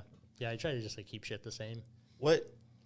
So now that everything's done, what's the next step with the People's Champ, like moving forward into, you know, obviously Born Free at the end of August? That's really it. Like it's just kind of like try to build a little bit of hype for it, so when people get there to vote. Yeah, be here. Yeah, it's like American Idol. Yeah, no shit. Yeah, it's Call like now. Campaigning or something. Yeah, it's just kind of coasting and like don't blow it up before the show, pretty much. Yeah. So is there nervousness going into that, or how do you feel about the whole process, like getting down to the finish line at this point? Like it's just voting. Like I mean, it's done. It's like done. It runs. You know, like the only thing I'm really adding is like a speedo. Like, because when we're riding around doing the moving shots, like with Biltwell, like they were like, oh, just go like 30, 40, you know, like, and like we'll get the shots. I was like, all right, whatever. And I thought I was going slow, and like the bike just does not want to go slow. Yeah. And I was in like second, third gear tops, and then they were like, oh, you didn't go under like 55.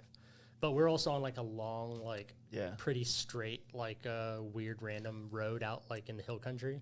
And so like it was easy to do that, but like they weren't like flagging me down, telling me to slow down, but and then it was just kind of like laughing and funny and just like. I got to give them credit, because when they took over the whole thing, like I said, last year it's hard to give them shit about anything because it's a crazy year, right?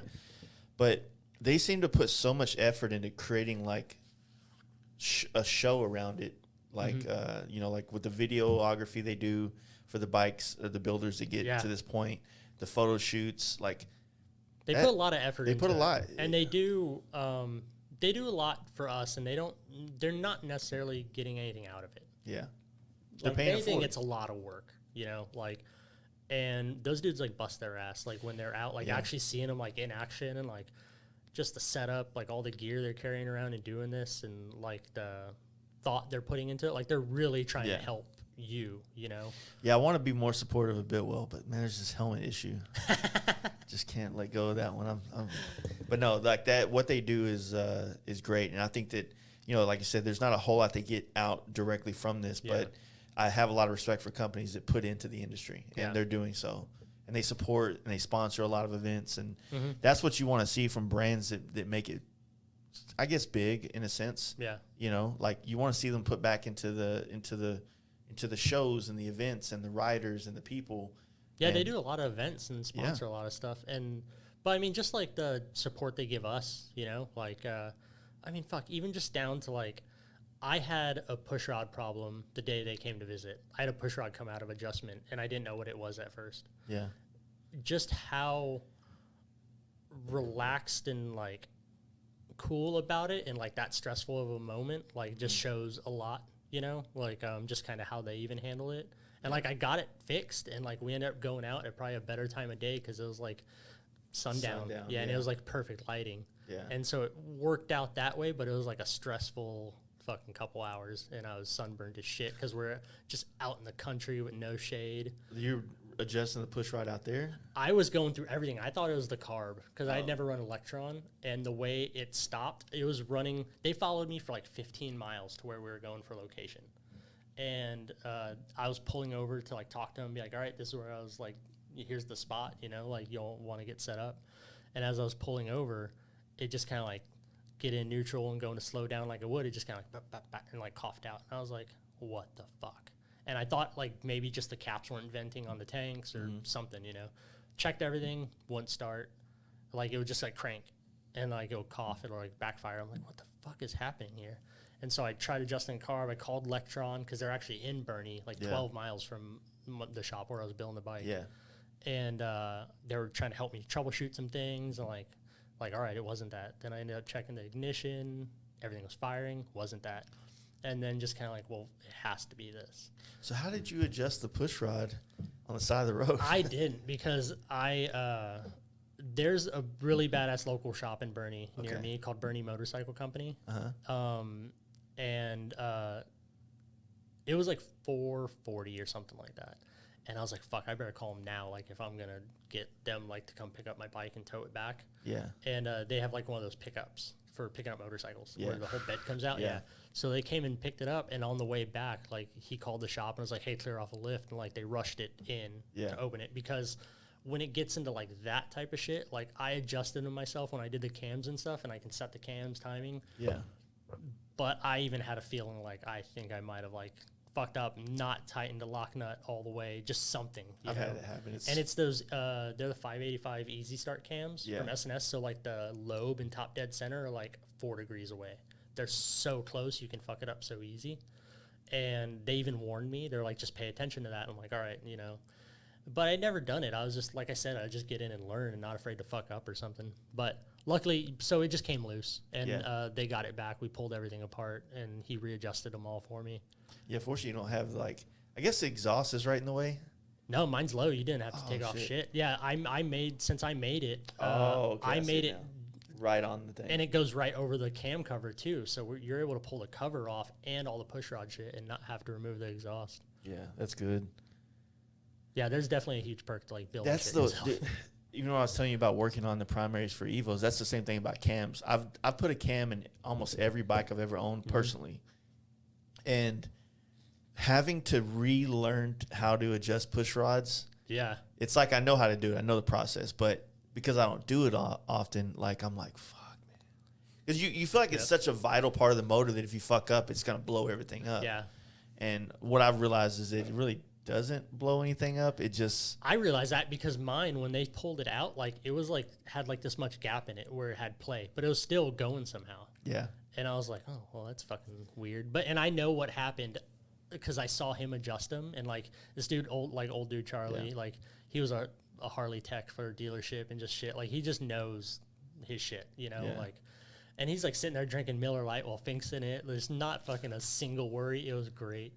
Yeah, and, I got the new bike I'm picking up. I'm doing a cam chest and an S&S on there as well.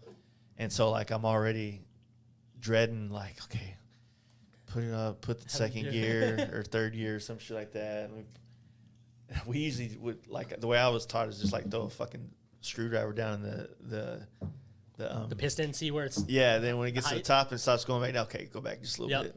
Yeah, that's what I did. But anyway, so what I did, and I noticed it when I watched him tighten the push rods, because they're the S&S quickies. I don't know if you've seen how fucking weird they are.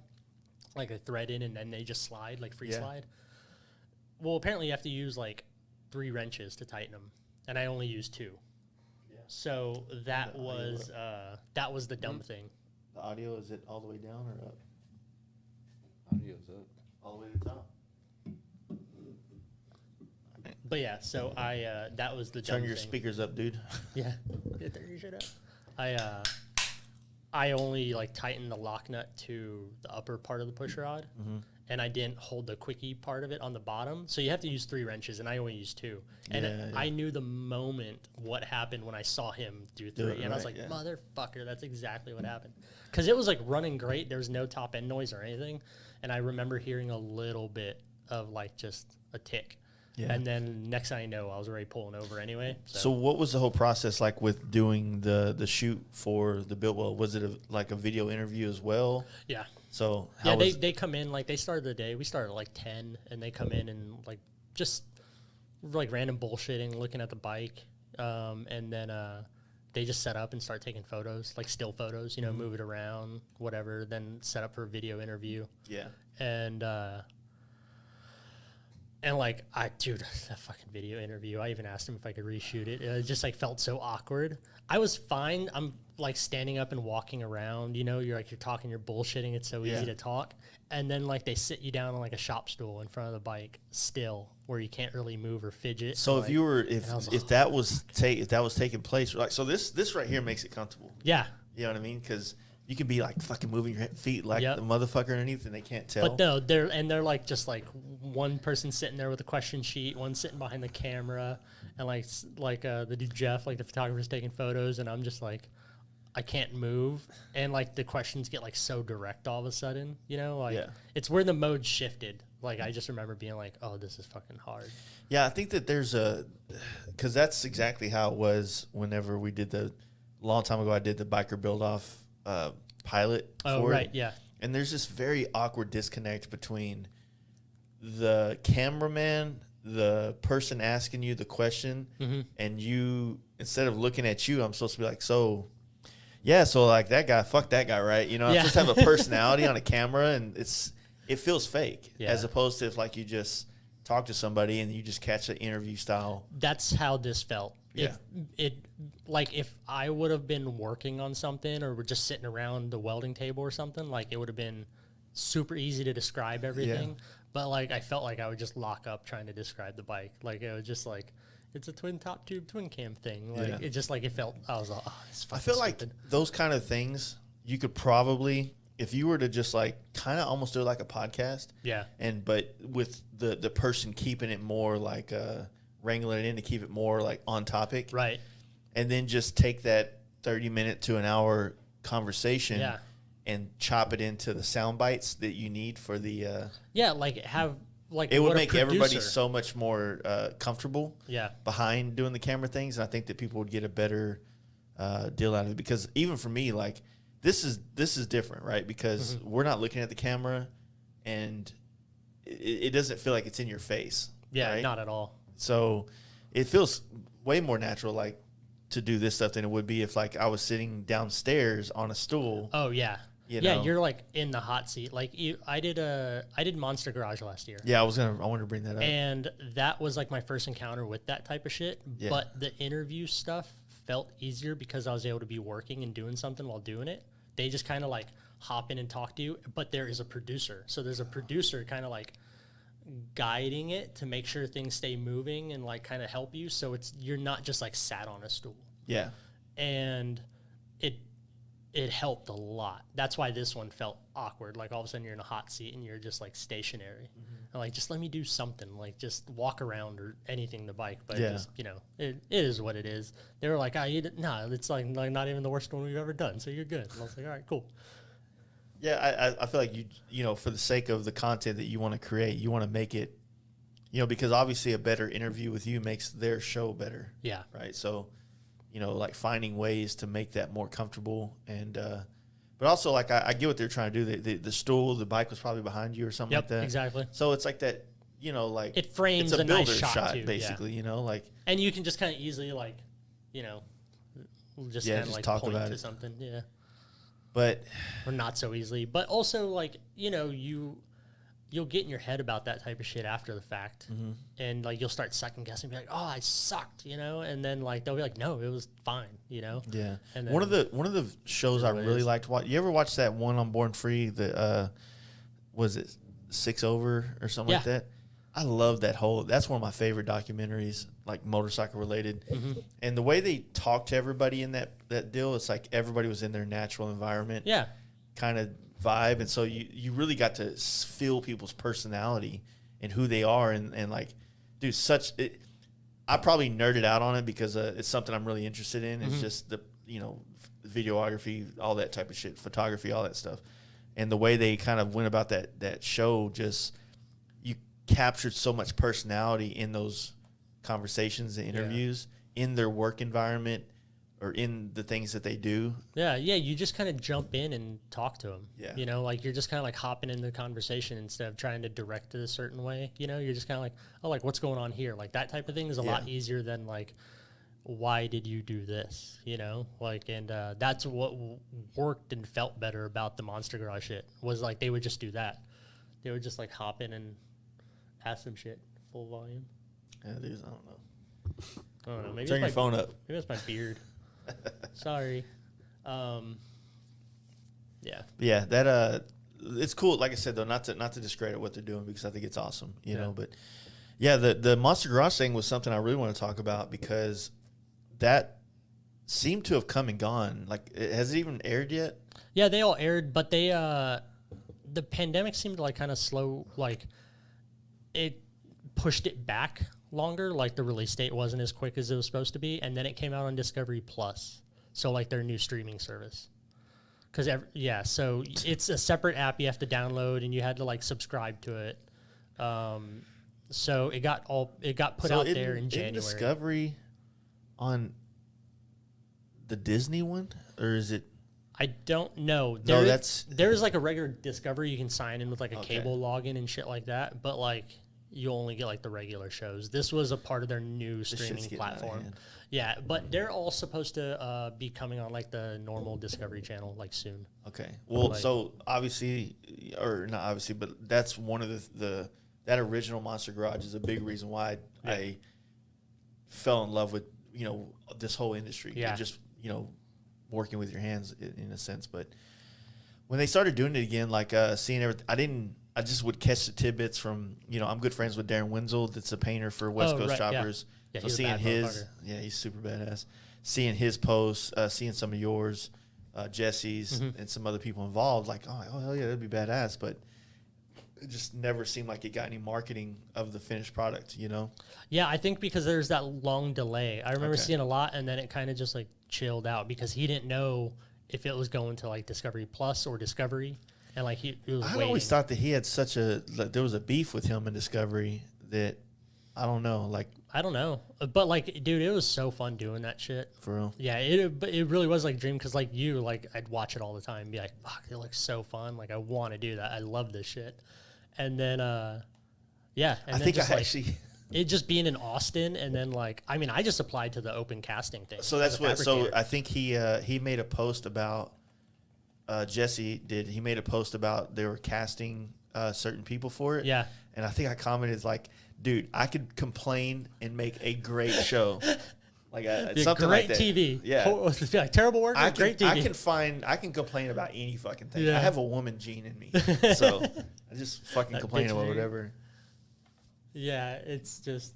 I walk in there and start painting. So I'm like, dude, this is bullshit. It's like state of the art. I'm like, I need an old wooden table. I don't fucking paint on new shit. Yeah. Like, this thing has no soul. Some stupid shit like that. But yeah, that what was that like though? Like, so you applied for it. How did? Yeah, dude, like the year prior when they put it out, like when it was originally supposed to happen before the pandemic, I saw it, I applied and just sent in photos of work and shit like that. And like, that was it. Never thought anything of it before or again after that. Yeah. And then just one day I get a DM from this dude, Eli, that's a producer. Mm-hmm. And like, he was like, hey, I'm just producer for Discovery and Monster Garage, blah, blah, seeing if you're still interested in doing this. And I was like, oh, what? Like, yeah, fuck dude. Yeah, I'm down. But it went from like the DM to like an hour-long phone conversation to a Skype video interview the next day to make sure I wasn't like full-blown retarded on camera. Yeah. And then it was just like, all right, like here's the deal. We start this date. And I was like, oh shit, like it moves so fast. And yeah, it was just. So what was the vibe like when you like walk me through day one? You get out of your car and you shut it and you're like walking into a building and you're like, and you don't know going shit. To video for a TV show that I used to watch as a kid, probably. That part was super surreal. But like it's so official, like they really are producing it. Like we had to go through like COVID protocol things, check in with a nurse, get our temp taken, all that type of shit. And then they put us like backstage, so we can't see anything. Like they don't even let us in the building at first. And like we're just sitting out back under a pop-up tent and just like waiting, not knowing what we're fucking walking into, not knowing the vehicle, anything. And then they're finally like, all right, we're gonna come in, we're gonna do like the initial walkout, like we're gonna do 2 of them. And it's hard because that first one's genuine, where like you walk in and you see what you're dealing with.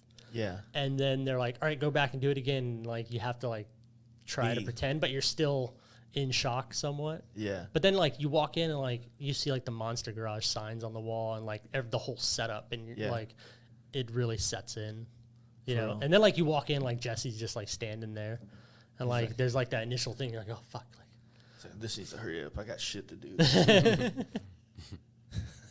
Yeah, pretty much. He's like, I gotta go like forge something. I hope they make a movie about that dude's life. He like there was a lot of people, like there's always like crazy opinions about that guy, and it's easy to hear, like especially if you're like bikes or fabricating shit or whatever, and like around Austin even. Yeah. But like it's just like he doesn't stand for like bullshit. Like if you're in there and you're working, like you're good, or like even if like you're fucking trying, but he just like doesn't stand for the like that bullshit or like just like a pussy attitude kind of. And like I get it, because I'll give people shit like if you fuck up or you do, if I give you a job and you kind of do it shitty, like I'll give you shit about it, and it's just like kind of how you take it. But it's like it seemed like real quick to move on, like. See, I feel like people's perception of him is because I think that he's probably in a league of his own, in a sense that he's probably one of the most famous people in the world of fabricating. Oh yeah. And whether it's motorcycles or all that shit, right? Yeah. You have no idea what it must be like to be on a celebrity status the way he was or is or has been, and also be a blue collar worker. Dude, he told me at one point he had like 300 employees at West Coast Choppers in Long Beach. Like, what the fuck? Like, that's crazy. Like, but like he would get like he was getting in there and working with us. Yeah. And like it's genuine. Like he's into the shit. He's nerding out about things, like wanting to like cut something up, build something, and like so you kind of get a feeling like it's just he enjoys all the work and he shit enjoys like being in the shop. Yeah. Because that's where there is no cameras. Just not like, hey, can we talk about the sex scandal back in the day? Like he's just there doing. Like I've always said, the easiest thing for a man to do is work. Right. Yeah. That's the easiest job we'll ever have. Yep. Being a husband, a father, all those other things. Yeah. And he preaches. He preaches it a lot too to people that like. You always see like people reach out to him for advice or something like that, and he'll post like real inspirational things sometimes. And like one of the things he'll post that's one of my favorites is like. On the fucking hard days where you're struggling, you can't make it through this thing, like, don't just give up, like, keep working, because you will kind of work to your solution, you know, or it's even just for the fact it's better than giving up, you know, but like, just keep working, whether you're shifting a task to another part of a bike you're building or a car, just something, you know, tackle another thing off that list, but keep going. And I would kind of like not shut down, but like I'd be quick to be like, oh fuck, you know, all right, I guess that's it for the day, like like years ago.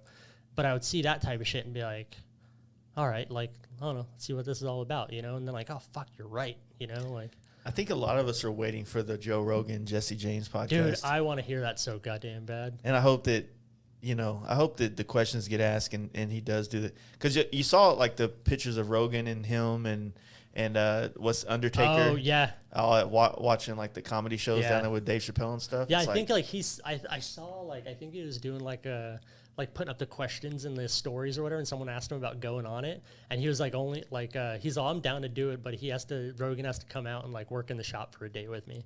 And I was like, well, that pretty much steals the fucking deal. Like, you're not doing that. Yeah. No, I mean, I'm nowhere near the level of ever having a guy like that on here, but you know, boy can dream, right? Yeah, that'd be sick. It's just one of those things. Like there's a handful of those guys from that era, you know, whether it's Joe Martin down there, out there by you, Billy Lane, a lot of these other guys that I kind of want to, you know, do a podcast with, but these are very, very influential individuals to myself, to where like I'm nervous to do a podcast with them. You know what I mean? Because it's definitely, there is a level though. That's like a different level. You know, like you had like Arlen Ness's sons on, right? Yeah. But like having Arlen Ness on would be different. That it's a different level. Like, and it has nothing to do with like the spec or what they do or anything for them. Like it just is what it is. Well, I mean, there's two sides of it. There's the personal side of it. Like, oh man, I got a million personal questions. Yeah. You know, because like I said, you were such a big influence to me growing up. And dude, I grew up in the town Martin Brothers shop was. So I went to high school. Yeah. I was graduating high school when he was flaming out trucks down the street. So that's cool. I have a connection with Joe Martin more than I do with anybody else. But the thing is getting him to come here and do the podcast here is the other thing.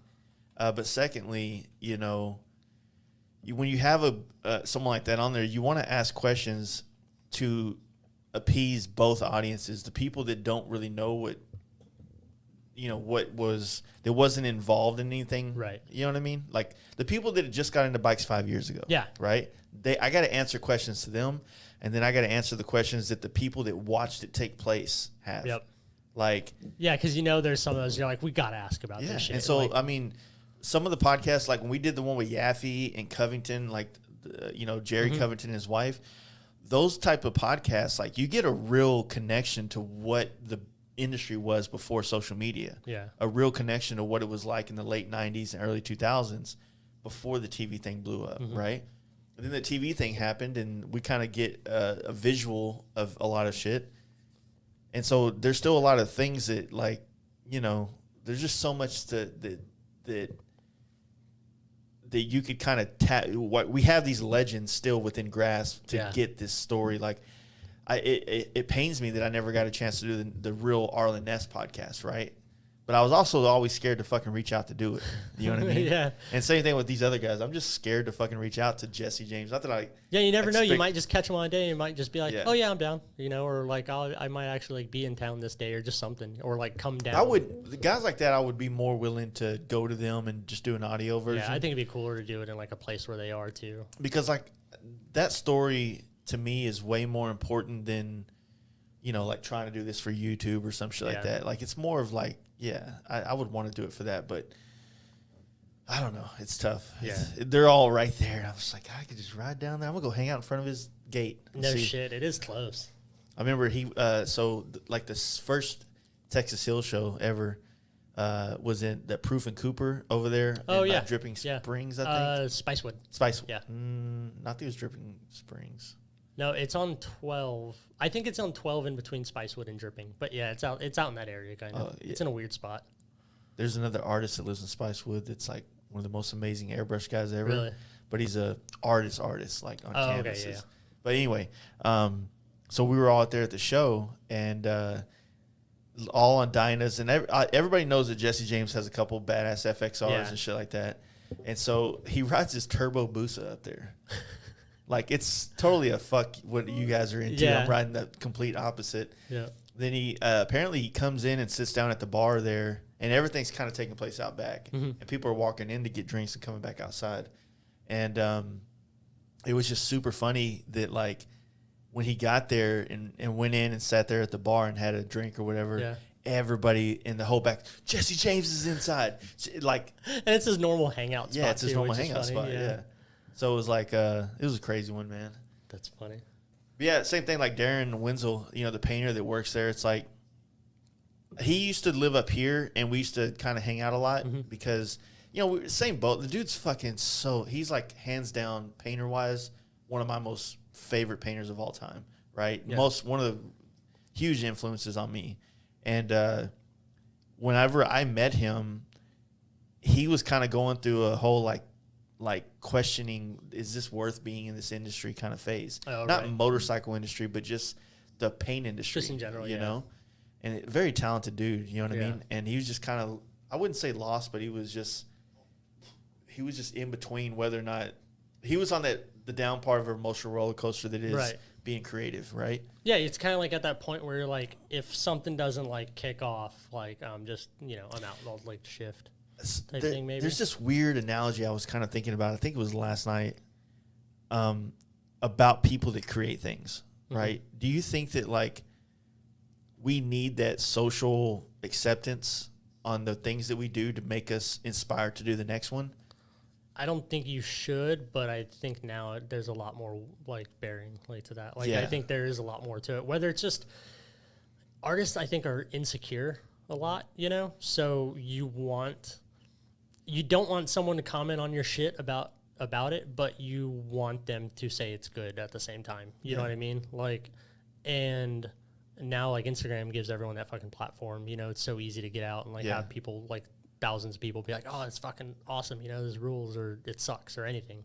But like, it makes you feel good though still. Yeah. And I think it is just that. I think it's just that like weird like artist insecurity shit. Yeah, I really wonder like how FXR Mike felt when he was doing his People's Champ build, and literally everybody hated it. Yeah. Like, I don't know if that really like fucks. I mean, I would like to say that it wouldn't fuck with me, but I know it would. You know what I mean? Because 100% would. Yeah. Yeah, it definitely would. It's anytime someone ever says anything negative about anything we do, like the initial feeling is like adrenaline rush, like what? Yeah. But then like, okay, this isn't worth like, challenging this guy's opinion on social media platforms, blah, blah, blah. Yeah, but opinions are like assholes and you're an asshole, so whatever, see ya.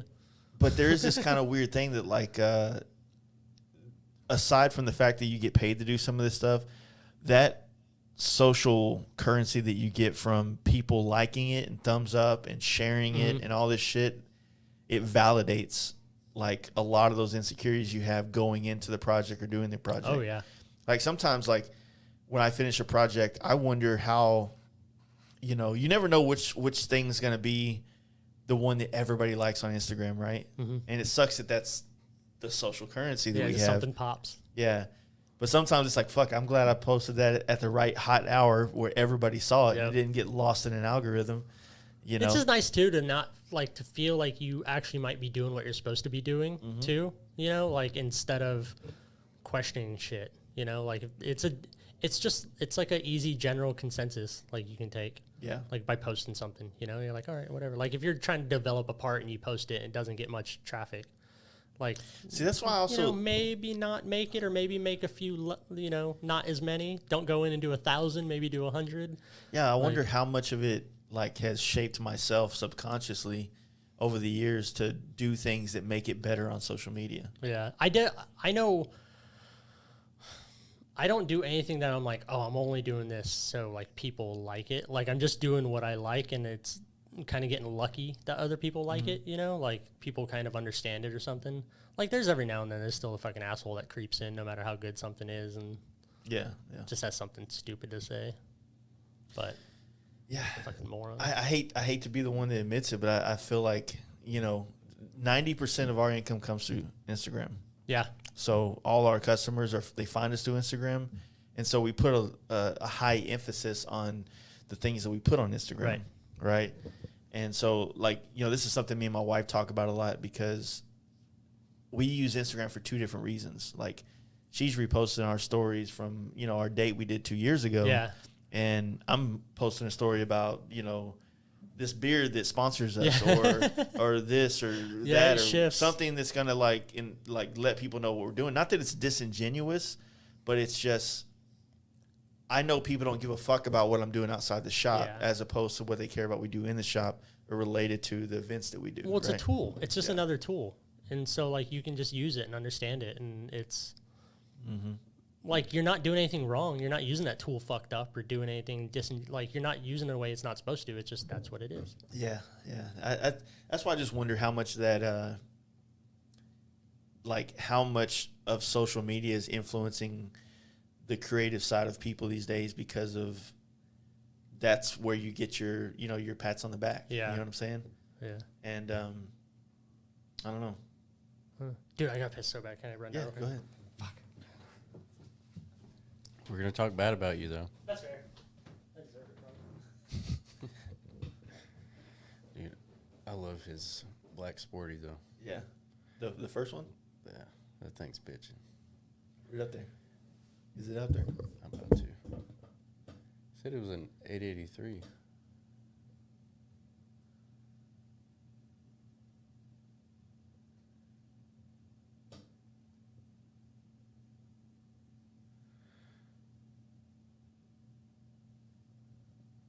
Takes forever to get on the screen. I think it's a minute delay. I'm reading the comments. Long? Yeah.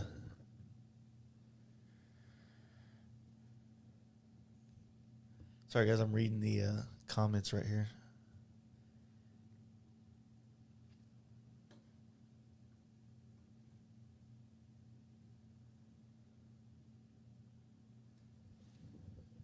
You're the paint god. I don't know about all that.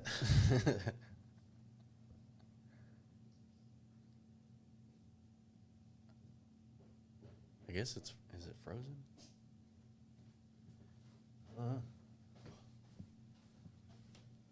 You need like an old. Should show up there. And if it shows up there, it'll pop up there. You need like a water slide. It's like next to the stairs, so you can just like fucking hop out and slide down. I think we were gonna put like a stripper pole was one of the fireman things. pole. Yeah, stripper pole sounds better. thing. Yeah, less gay. I've been saying that since we built it. Hey, I was just thinking that. I was jump on my fireman pole real quick. Yeah. Dude, I've had like such a shitty like knotted shoulder like all week for some reason, so I've been doing nothing but just like chugging water and using a lacrosse ball to try to like get the knot out. Yeah. And I've just been all fucking more. I've just been pissing my goddamn brains out. It sucks. It's all good. This little bitch bladder. Yeah. So I mean, how long were you involved with the Monster Garage thing? Like, what was the time process? Dude, just Monday through Friday, Sunday through Friday. Just 1 week. Yeah. Nice. Yeah, it really is just 1 week. It was kind of a bummer because I was going into it like I was mentally prepared to like, all right, let's fuck some shit up. I'm ready to be here till midnight every day. I don't give a damn. Well, their production doesn't work that way. Yeah. Like, it was like 9 to, we would show up about 8 and then sit around while they were doing like pre-production things, like setting stuff up for the day. Yeah. And then they'd finally let us in to do the first shot and all that, and we wouldn't get started till like 9:30. And then like Monday through Wednesday, we finished at like 6 or something, And granted, we did like a 26-foot sailboat. Mm-hmm. It wasn't a car. It wasn't something easy to get parts for. Like, it was uncharted territory for fucking everybody involved. And we had to work off scaffolding. You can't just like get over a hood and get into it. We had to like walk up 12 stairs, hop down into a boat, like everything was fucking difficult. And like parts were hard to find. And yeah. What were y'all turning it into? We were putting we pulled a fucking motor out of like a pure drag racing Corvette. Yeah. So it was like a big, like blown supercharged, big block. And and so he wanted to put it below deck, like completely concealed so he could enter in like a sailboat regatta. and just like be sailing all fucking normal, and then just like turn that bitch on and take off and just piss everyone off. And like it was the most ridiculous shit. It had like I don't know, it had like 3 or 4 inch like stainless headers sticking out of the back of it. Like it was a beast. And but it was that seems like some shit Jesse would think of. Yeah, dude, it was just so wild. And like what's crazy is he found this boat in Houston somewhere, like just some private lake out there, you know, and its name was Hellfire. So it like said Hellfire real big on the side, like all been like just old paint cracking and shit with like 2 devils dancing next to it. It was like the most perfect thing. Yeah. And yeah, but then so so sailboats, those are usually wood or fiberglass? It's fiberglass. It's fiberglass? Yeah. So yeah, you could probably seal that up a lot easier than wood. Yeah, we had to do a lot of fiberglass work to get like the motor, like just the motor. So that was the whole gist of it, was trying to conceal this motor into a sailboat? Into a sailboat that had like the diesel motor was this big. Oh, and that fucking thing's probably this big. Oh, it was massive. Yeah. And then we also had to give it a steering wheel because it was like a rudder, just like manual rudder. So I had to give it like a steering system and then like a whole steering column and not make it look fucked up and out of place. Yeah. And then put a fuel cell in. So did they actually video him actually taking that out to? Dude, it didn't work. It didn't? We had like something, it sucks on the show. It didn't really show what fucked up. Yeah. But after the fact, like, because I feel like they kind of shifted the editing when it didn't pass, like it technically failed, but we knew at like 11:45 Friday night like what happened. Like it was either it was down to electrical that had to do with like the coil or something with the ignition that either got fried from something getting just wired up wrong. Like if you put the power to the wrong side of coil, it fries. So like, but since it's all but then also like a grounding issue. We're having like grounding issues with the boat because it's all fiberglass. So it's like, how the fuck do you ground something properly? You know, like you just go to metal or something, but like, what's that to? And you know, yada, yada. And like, we knew when we were doing all the tests, but it just didn't really show it. And like, I get it. It's TV, but like, I wish there was like a 2-hour long edited version of it. So it's like a problem that you guys kind of saw coming ahead of the schedule. We didn't really expect it, but as soon as it started happening, we were like testing shit, like trying to get it going. Like it just kind of fizzled out, and it was like 11:45, and like we weren't gonna get a fucking part for it, you know. Yeah. Sure. And so it sucked. That was rough. But you said that out of that process, you know, you gained a relationship with the producer. Who was the guy? Jesse's like machinist, like head machinist fro. So you like became Anthony. friends with him, and that was able to help you with the Shogun cuts that you used on the other things, and the Stainless Bros and the Tycon Industries? Yeah, Tycon. I think Tycon's the parent company, and they own Stainless Bros, and then they manufacture the Shogun cuts for Jesse. See, I got into that shit about 2 years ago. Yeah. I was like, my buddy Carlos used to work for West Coast Choppers. Okay. And he built an exhaust for my first performance bagger. And he was teaching me how to TIG weld, and I was really getting into it because like it's fucking fun, and it's a challenge each time, you know. And so I had a TIG welder, had a miller here. We're talking like way into miller shit, but I had a good, decent starter, you know, TIG, and man, I just never quite.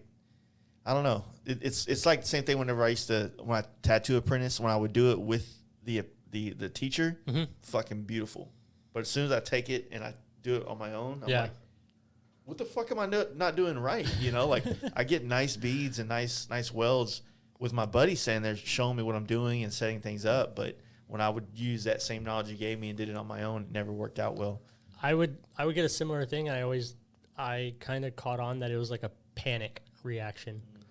Instead of recognizing you're fucking up and stopping, you keep going trying to fix it, and then all of a sudden you have a giant hole burned in something, and you're like, fuck, I went too far, you know, and then it just gets worse from there. And it's like knowing when to stop. And I feel like the tattoo shit's like that too. I've tattooed myself, actually, because like, just like I said, like from drawing and stuff. Like my wife bought me like a tattoo machine like one year for my birthday, and it was just like, oh, you fucked up, you know. But like, it worked. Like it was easy, and I tattooed like the top of my legs, like my thighs and shit like that, and everything's still there. Nothing dropped out, but there was definitely like couple little fuck ups to where I should have just stopped, readjusted my hand or something. So I did it. That's probably instead of trying to like reach, like stretch your fingers, you know. I realize so much it is about getting to that. Okay, I can do that motion, and then do it, as opposed to like, dude, you freeze up as soon as you drop that hood. Like you can perfectly smooth, but as soon as you drop that hood, you're like, well, I don't know what to do with my hand. Like you're just like Ricky Bobby fucking at the welding table. Yeah, that's, man, it as a little bit of a, I wouldn't call it shit talk, but as a painter in the industry compared to a welder in the industry, we get none of the same kind of like respect for whenever we customize bikes as if you did. Oh, right. Yeah, that does kind of suck because like everyone, they assume that painters don't know how to use wrenches. Yeah. And at the same time, like, except for you have to take that shit apart a lot Yeah. of times too, so you have to know how it's doing. But also, people overlook how actually hard it is to pull like a tape line even. Like I appreciate that fact because like on a contoured surface, it's not that easy. And like if you need it to look straight, like I get it. Like it's fucking hard, but you have to know like what you're looking at. Like it's practice, all this shit. And like, would you look at it like this? Like let's say a painter and a fabricator, right? You both have a love for motorcycles, but one industry like calls you a builder and one just calls you a painter, right? Right. And so I think that usually like people will tend to go towards the place where they get the most accolades or the most opportunities. Now to be fair, there's not a whole lot of painters out there that want to build bikes, right? You got your Joe Martins and things like that. But realistically, most painters just want to be painters. Yeah, and the ones that do seem to build bikes, they like ogre. I always say ogre. That is true. Yeah. But it's not really a lot of building. It's a lot of like aggregating the parts, like finding them, like project managing, kind of. Like I hate, like I don't mean it in like a demeaning way, but it is what it is. But you still have to have that style and thought to put into it. I think that's what I'm getting at. Is I think that because I've seen fabricators that could make a really cool bracket, but they don't know how to make a cool looking bike. Yeah, exactly. You know what I mean? They focus on one little part, and that's where I try to. That's like talk about continuity of things across the whole. But like, because they'll be like, "Oh, I made this badass all stainless little part," but like, cool, it's awesome. Looks like shit because you put it on just. I think we can both agree. Mechanics can't build bikes, right? Fuck those guys. Yeah, that is kind of different. They're the least of the visionaries of the table, right? But no, like I said, it's one of those. It's a dumb argument, but it's one of those things. It's like, yeah, I mean, when it comes to when every bike I've ever customized, and I always like to say customize over built because I would say you built that bike, I customize mine, right? So at the end of the day, when you customize a bike or build a bike, to me, it's like, how many of those jobs did you personally do?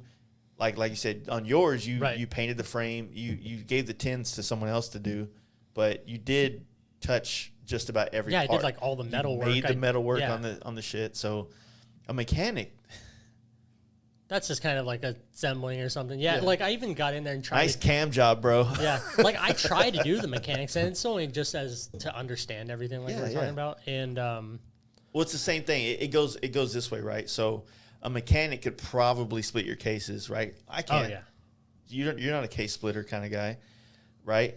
Not beyond a Sportster. So, but then they're not also, they might be able to touch some paint, but they're not going to go to my level. Oh, exactly. They might be able to touch a welder, but they're not going to your level. Yeah. Same thing. You'll touch paint, but you're not going to my level. You'll touch mechanics, but not, you know what I mean? Yep. So there's three pillars here that kind of create a well-balanced bike build. And all three pillars are professionals and dabble in others in a sense that make it work, but nobody really is. There's only a few people in the world that are real professionals at all three. Yeah, that's super rare. I mean, because it's hard balancing all that shit too, because like if you get really good at one, the other one can start lacking really easy because you fall out of practice. Like if you're putting all this work into painting and you don't TIG weld for a month or two, it catches up unless you're just that much of a badass and like have that much muscle memory before. Yeah. So yeah, you are kind of like, I try to build everything evenly, you know, like, you know, like I'm not like a super perfect Instagram welder. Like I'm not like, I can't just put down a weld and it's perfect like first time of the day, you know, like I need to like warm up and shit too. Like even when I was welding that exhaust, I was stressing welding that fucking exhaust because all the pie cuts, there's just so much. And then also the added stress of getting them as a result of Jesse, like being like, hey, I'll hook you up. Here's these. Yeah. And like that stress, you're like, and not want to fuck him up. Yeah. Like, you know, like, I don't want to let him down, you know, like, just doing that shit. But like, it was also just a lot, you know, like it's, 1 7/8 tube. So like, what is that? That's almost like 6 inches of weld for each joint. Yeah. And there's a shitload of them. So, like, the first couple were a little, like, rough because you have to figure out, like, the fucking how the material is going to react, you know, just kind of whatever. But then, like, you get the flow and you go and it's all fine. But yeah, that's what so the guy that was teaching me, like, I ended up buying a cutter. I had the table. And so he showed me how to make pies, like cut pies. So I would cut pies and I would just practice welding them here at the shop. Yeah. And next thing you know, I got like fucking little curled up fucking things all over the place. Just everywhere? Yeah, and I would run through the stuff, but man, it was just like there is something about welding that is so like I find like it's more like for me doing it with him was fun. Like, dude, like come to the shop, let's put this T-Sport on, bro. But no, it's like hang out in the shop and you know when we built my exhaust, he did all the welding, but I was doing all the bitch work basically, like all the cutting and prep and everything. Yeah. And so, you know, you just like you fit that pie up or at least a piece of a bend. You're like, all right, let's bring it this way. Like, dude, that is probably one of the most satisfying things. It's fun ever is like seeing a blank canvas and then starting to bring it. And do I want it here? You kind of tack it up a little spots and you get it going. Dude, that's... Well, just when you realize how much freedom you have with it, like you're controlling the whole path of this thing, you know, and you're responsible for it either being awesome or shitty. So it's like, but you have that option at least. But it's also like Legos, you know, you start with little fucking blocks and you're stacking them up. And the exhaust is the same way. You start at the exhaust flange, you know, like and then you just start working your way out, like get a bend and like...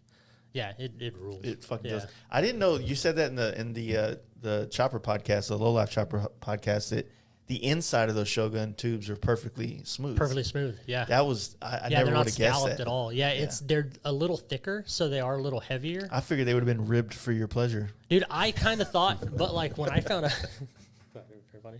It's just someone out there using them as a fucking fleshlight, being a creep. They mine wouldn't hit the walls. Just in there, hot dog in the hallway. Yeah, they're just like they're like these really nice little cast stainless parts, and then I guess it almost looks like they either sand or like it's just like the finish, but like they're like cast and then machined. So they're what is really the point, high quality. What is the point of the ribs? The scallop is purely just aesthetic. Aesthetic, Yeah, it just looks awesome, you know. And but they all have like a male and female kind of like a lap joint, like so they snap together. That makes it a lot easier for. And until you get like 5 or 6 of them, you know, beyond 5 or 6, like they'll stay snapped together. But then they get too much weight, and obviously they'll come apart. But they it helps because when you're trying to align them, you know, it's almost like the ice engineering. Is that what it is? Yeah, I have one of those kits too. Yeah, I was looking at buying one of those originally. That way. Dude, that's just fucking cheat codes for building an exhaust. Yeah. It really is. Like it's any fucking dummy can build an exhaust with one of those things. Yeah. And I've used it a few times and it rules. Like it lets you land the shit exactly where you want it. Nice.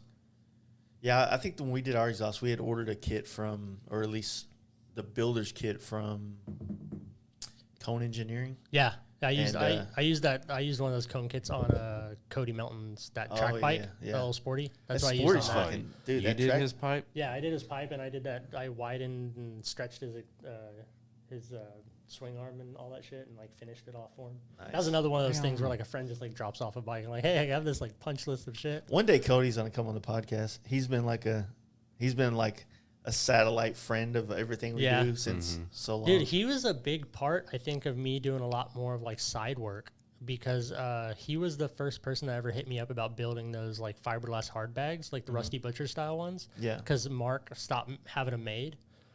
And then since he didn't make them himself either, he was having someone make them, and then he just kind of like stopped for some reason. And Cody wanted some, and he hit me up. He was like, hey, you want to, can you make these? I was all, yeah, that's fucking easy. I was like, I'm not going to directly copy it. I'll just do what I, like the end goal will be the same, but I'm going to do them my way. And then I didn't realize how fucking many people followed Cody or how many goddamn hashtags he used. And next thing I know, people are messaging me like over and over about these things. I was like, I guess I'll sell Cody, these things now. He has his hands in a lot of different areas of honestly in culture in Texas and motorcycles, right? Yeah. He you almost can't say that he doesn't have a part of everything because he does a lot. He's one of the main proponents of the whole track days. Yeah. Right. Him and Lindahl and Conard. Yeah. Right now. Yeah. Connor's doing a bunch for that right now. And then, so with that taking place, and then you got, Cody's a photographer as well. Mm-hmm. So, love that part about it.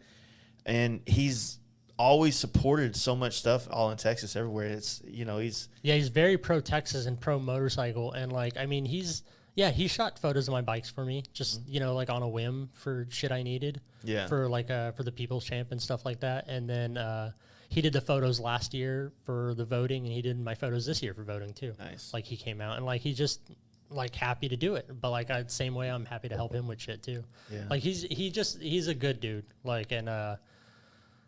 And yeah, but I heard he's pretty damn fast on that bike.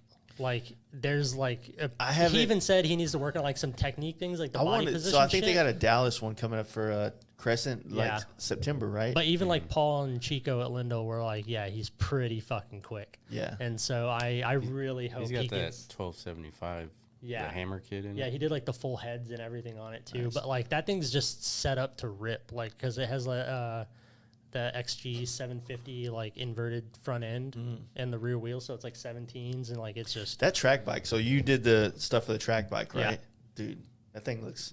We were talking about it somewhere. and its stance. It's so tall. It's the way it's beautiful. set up. It's meant to move. I was talking to somebody from out of state, and his bike got brought up. Yeah. That bike. Fuck, I can't recall who it was I was talking to.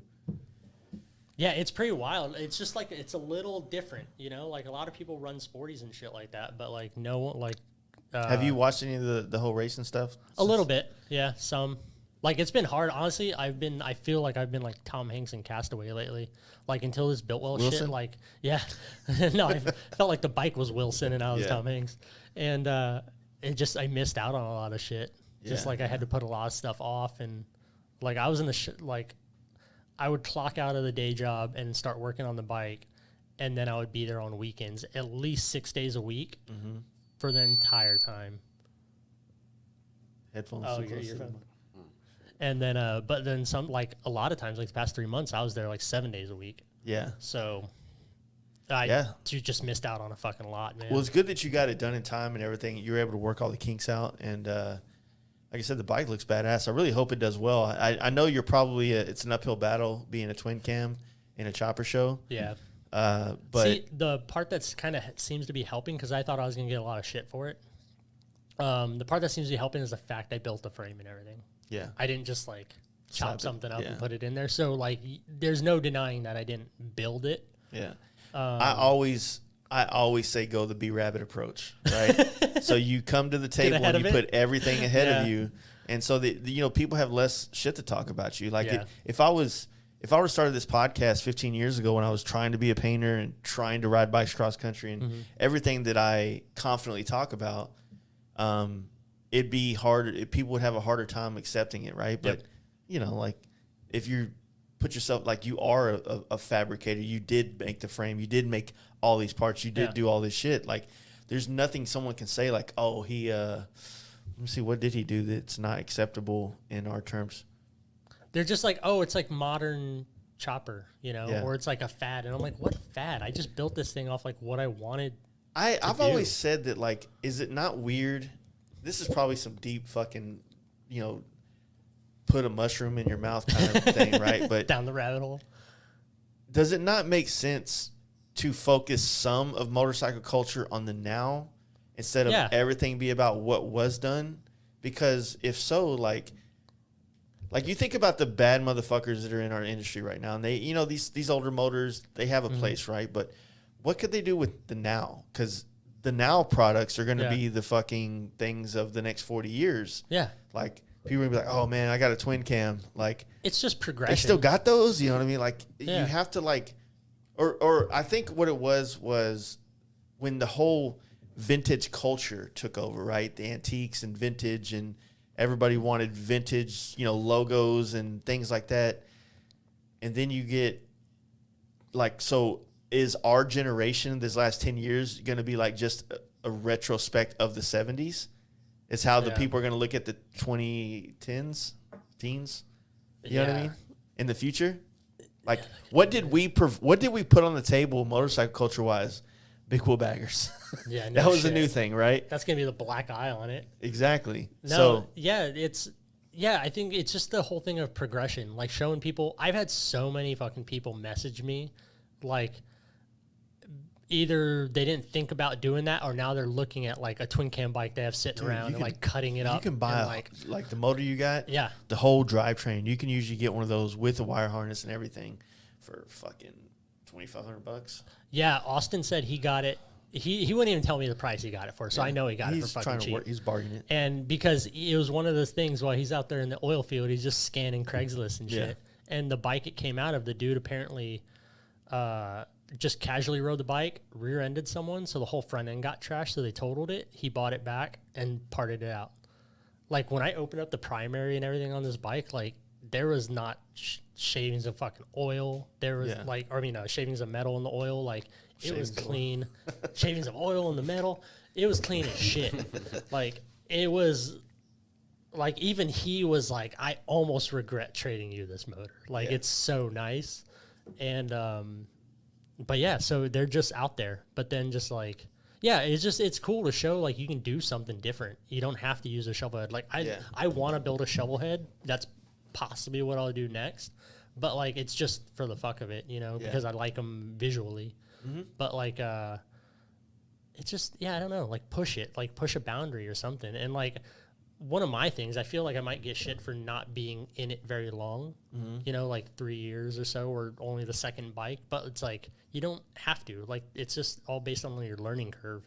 Like people now can watch a fucking YouTube video and learn to do something faster than you could have went to school for 2 years. Well, and with that being said, then we should see people coming out quicker, like yourself. And so, there's so much out, dude, that I'm sure that after you this bike or even before, like people hit you up about, man, I really want to get into welding or cut, all that shit. Yeah. Same thing with the paint, man. It's like you're everybody now is at a good opportunity to get so much information through YouTube, Instagram, and things like that. There's so much information out there. And then, you know what else is pretty easy to do?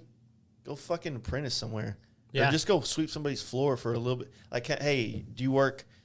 What time do you close the shop? 8 p.m. every day? Cool. I'm off my job at 3. Can I come just sweep the floors to hang out and be around this? Yeah, I've had like at least a handful of people just straight up ask that were close to the area where I was, and just be like, hey, I'll come by and just like help, be an extra hand, just to pick up on some shit, like just, and like it's fucking awesome. And I'd love to be able to do that, but it's weird because I've been building it all at like out of my day job shop. Yeah. They've been letting me do it. So it's like, I'm not going to have like random people come by, and then also just all of a sudden your boss is like, why do you have 5 followers? Yeah, right. Walking around like, it's my minions. Don't worry about them. Yeah. Yeah. They're here to do my job, but you pay me. I'm starting a cult. Don't worry about it.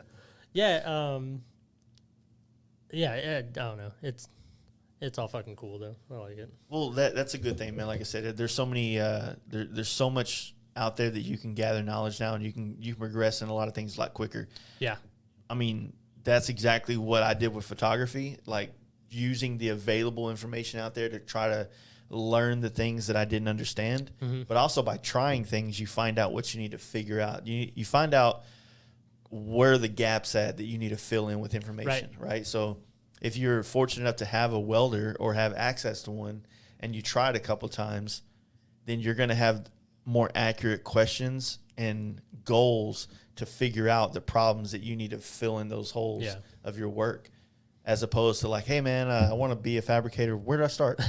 Dude, yeah. Bro, career day? I don't know. Find a piece of metal on the floor and start hitting it with a hammer. I don't know. Like, did just you see try that something. video, that reel of that guy that was like massaging a chick and slapping her ass and shit? And this kid comes on there and goes, I just want to thank Career Day for not showing me that this exists. Instead, I got this stupid ass marketing degree. Yeah, right. I'm sitting at a desk and this dude's slapping ass. Like that could have been my profession. Yeah, no shit. That's where you'd be like, oh, I fucked up in life. Like, Oh, yeah. spent all that time in college. That's funny. Be a nice career. Yeah, no shit, right? Yeah, that's yeah, man. Like I said, there's so many cool things that these trades these trades can the next door the landlords of my property, they're plumbers, right? And they own this whole property. They're next door. They have a pretty massive plumbing business. I would say massive, like super big commercial, but they're pretty good size. And one of the owners comes by the other day and he was talking to me. He's like, man, I was thinking about starting a podcast for, like in the plumbing world. And he started telling me like, there's a lot of history in plumbing. And I was like, now that I think about it, I would kind of like to know about the origins of plumbing. Or even if it was just like tips, like how to DIY some shit, like talk you through it, like there's videos and stuff, but if someone explains the reasoning behind it, that's what a lot of videos don't do. They kind of show you how to do something, but they don't tell you why you're doing it. So if you can understand why you're doing it, you're like, oh, fuck, I can apply that other places. So if you look at what if it like, let me try to paint this picture real quick. So say a plumbing job, right? A traditional trade like that. There are a lot of people that probably they get that certification, they do it as a career, they clock out, and then their other hobbies make them, happy or whatever, right? But then there's always those plumbers that have a YouTube channel that are like somehow trying to make this into something else, right? They're trying to do what the makeup industry did or the bike building, whatever other industry it is. Like they're trying to do that with something that is generally not interesting. It's just a job for people. But then like new people coming along to get into that trade now have this guy who's putting all this information out there and helping people kind of bridge the gap between what they would have to go to school for or do a 5-year apprenticeship or journeyman or whatever the fuck it's called. They could just be not making it look as shitty as you think it is. You think of a plumbing job just covered in shit all day, but this dude's like, it's not that bad. Like it's not all plumbers are covered in shit. Some of them are doing brand new residential stuff. And some of them are doing hospital gas lines for fucking that. There's so much more in plumbing that I think that a lot of us might realize. But I was talking to because you heard that Ron White bit where he was talking about buying Mexico and flipping it. Oh yeah. So I was like, I saw that video of Ron White doing that a long time ago. It's like, we need to buy that motherfucker. We'll flip it. We'll sell it. We're gonna make it better. Clean the streets up, and then we're gonna sell it back to somebody. But I was like, not a bad idea, But at the same time, like if you think about a city like I've never been to Mexico City, so I'm just generalizing. But what if like you have a city that's never had like ordinances about putting things together, right? So they have no structure, codes and shit, no codes, no nothing. So it's a shit show. Yeah. There's probably gas lines breaking everywhere, blah, blah, blah. Yep. Well, how do you rebuild that?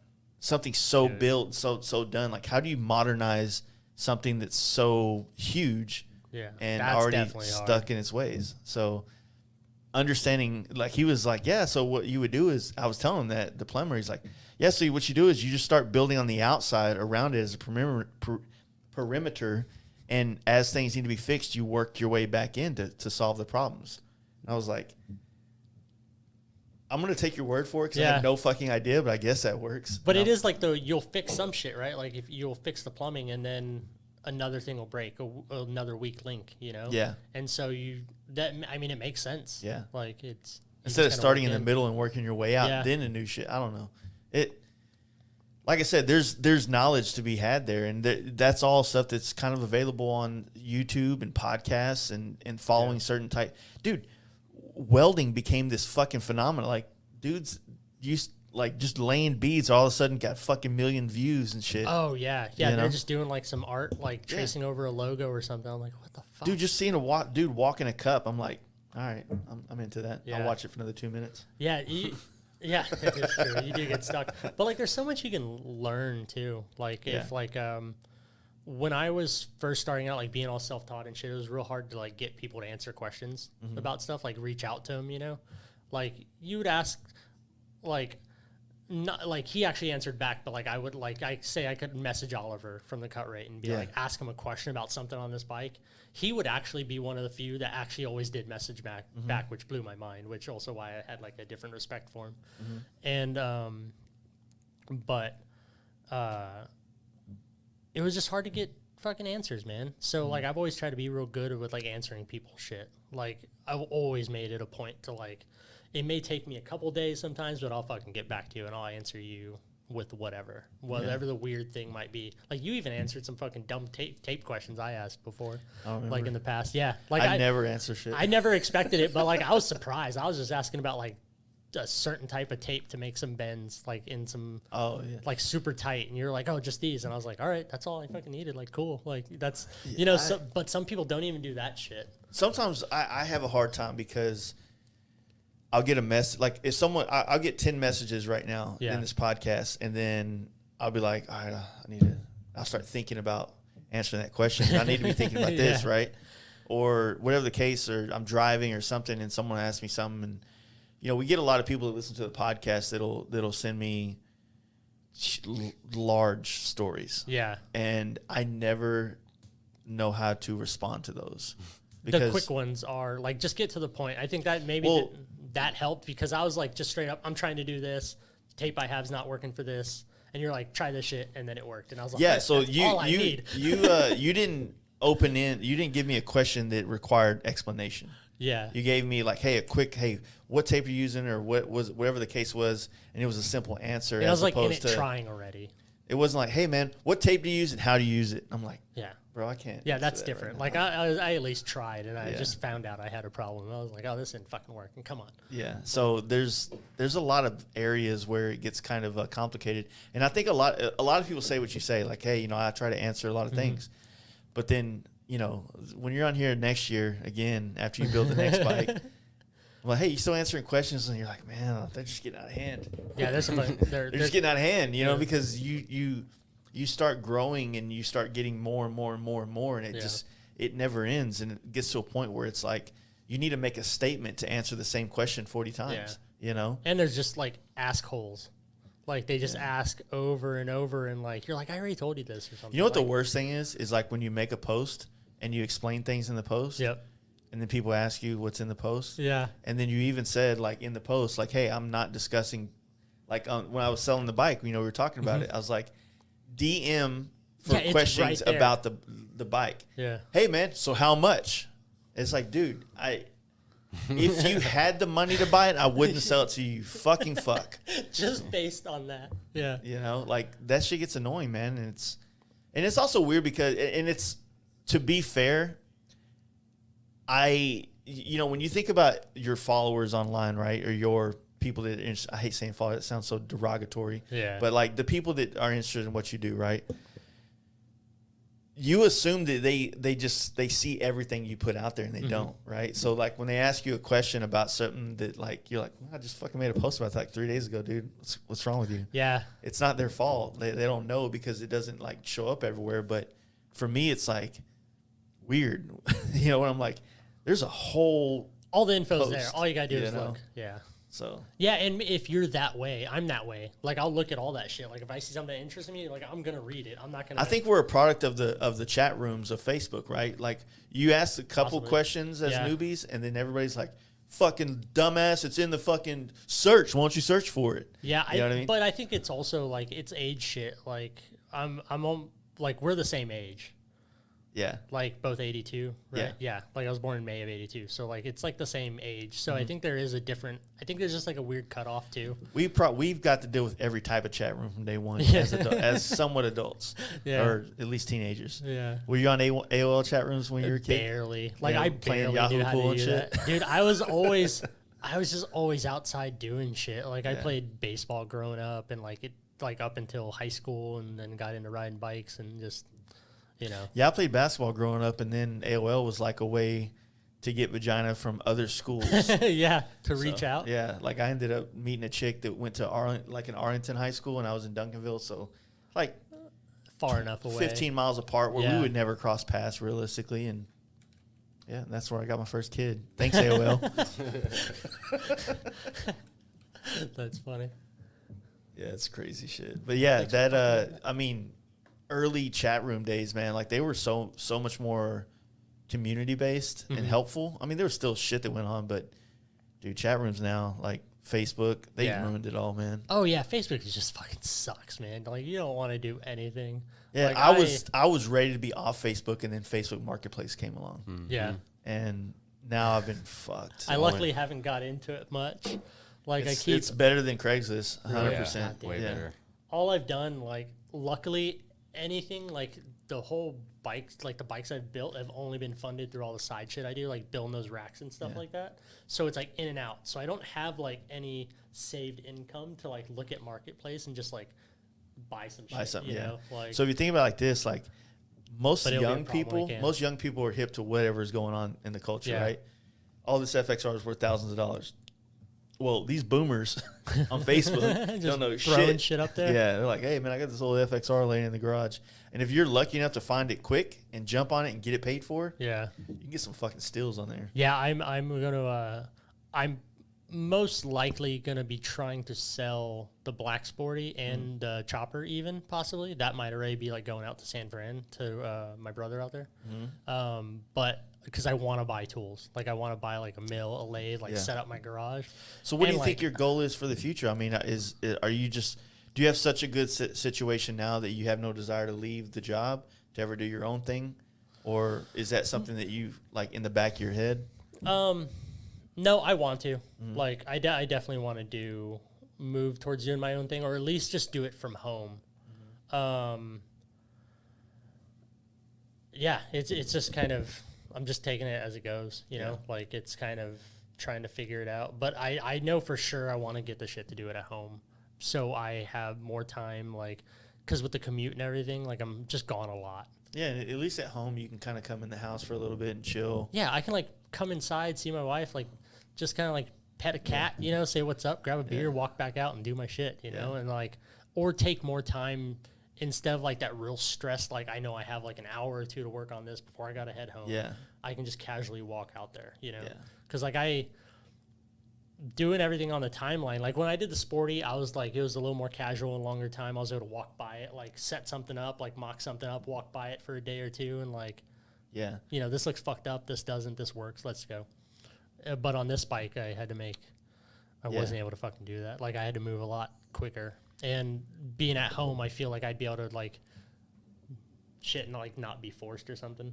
Yeah, there's something, I love that aspect. And sometimes I would, I've always said this, but like I love setting it up in the floor in the middle and just rolling around it. And, you know, so the same aspect when I would imagine when you're building a frame and you're trying to get all the lines right is same thing we do with paint, or I do with paint, is that if my paint job only looks good from the side, then I failed. I need it to look good from the side and then a 3/4 of back, like all these different angles, standing up, looking down at a bike. Yeah.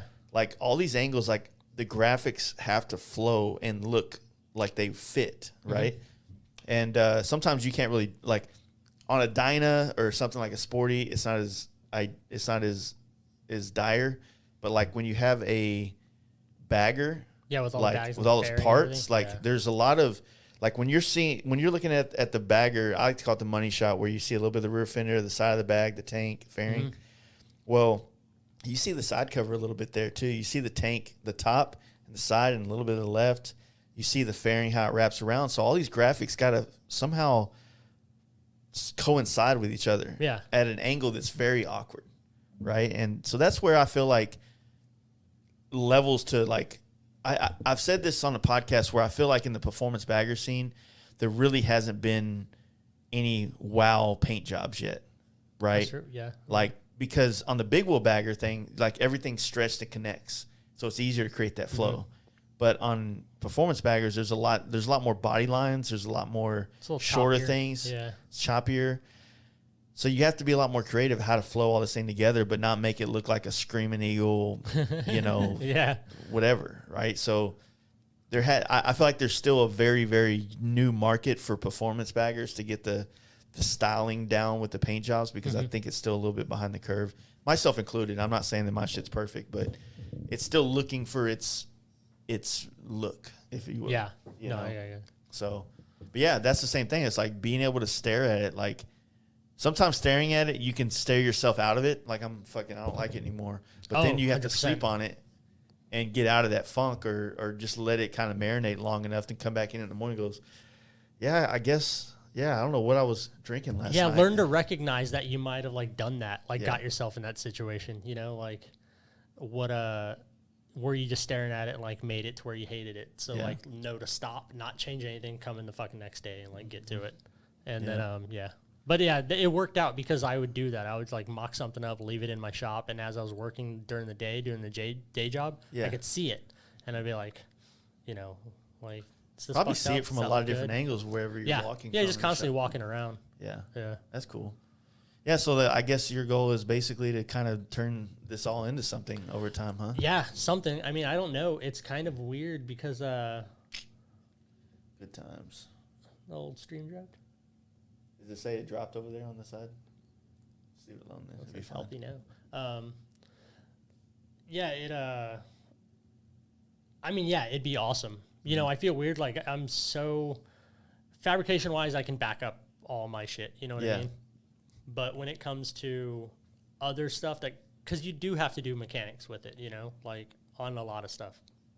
But I didn't go to school for it or anything like that. So I feel weird entering that kind of realm, you Yeah. know, like I think like Justin at Hang 'em High has a fucking great balance of all that. Like he's Yeah. a super skilled dude and a great mechanic. Mm-hmm. Like, and that'd be awesome. Like I wish I went to mechanic school. You know, I wish I would have went just to learn the procedures of things, you know, and have a little bit of it backed up. Yeah.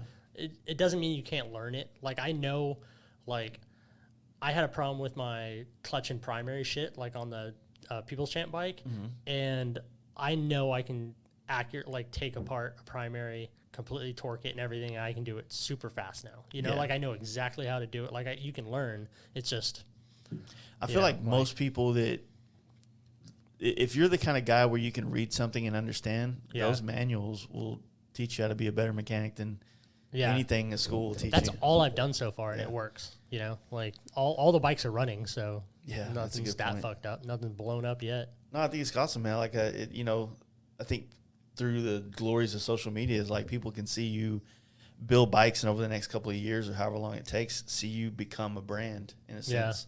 You know what I mean? And go from there. Yeah, I don't even know what the fuck that would be. Like, I've never even thought about it, like, trying to, like, find a name or anything. Like, it never, Yeah, it's, I just don't, I feel like I don't even, like, get the time to, like, I sit feel and like think about we all it. get that one chance, that one shot. I feel like the name thing is weird because my name, I renamed things Fast Life out of spite from whenever I got fucked out of my partnership Yeah. of my last brand, which was Live Fast. And so I was like, well, fuck you guys. Call mine Fast Life. That's a good one, though. But, I mean, I feel like a lot of names, like, sometimes they, it's like a, not ego, but, like, it's just kind of odd, you know? Like, there's I've a weird always thing, struggled like, with the naming it after myself thing. Like, yeah. I don't ever like the Arlen Ness. Not to Right. talk shit or anything, but like I just don't know how I would feel like, like if Saxon was working for me, going, "Hey man, where do you work?" "Oh, I work at Jace's The Fast Life Garage." Yeah, that would be weird. You know, like it's kind of weird that like some people, if I had that, everybody would be like, "Yeah, confirming Jace is an arrogant Yeah. prick, 100%." Like, you know, but if some people like you don't even think about it, right? Like it's just it's just Jesse James Firearms. Like it doesn't feel. But for the bikes, he doesn't use his name. Yeah. So like, there's something to it. Yeah, that's what I feel weird. I mean, I have a goofy ass name. Like the last name. people can especially. get it right. Yeah, it's just Even Apple corrected it. Yeah, it'll fuck it up. You know what? Honestly, I think I was always saying your last name Conrad as well until I heard that last podcast. Tons of people do. And it's just like it's dyslexia. Yeah. You have a dyslexia-prone name. Yeah.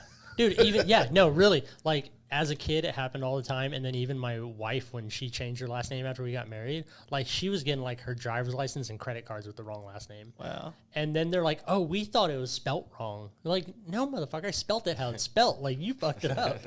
Like, it's not that hard. It's just weird. And You should start a Me Too movement. I should, or yeah, me too.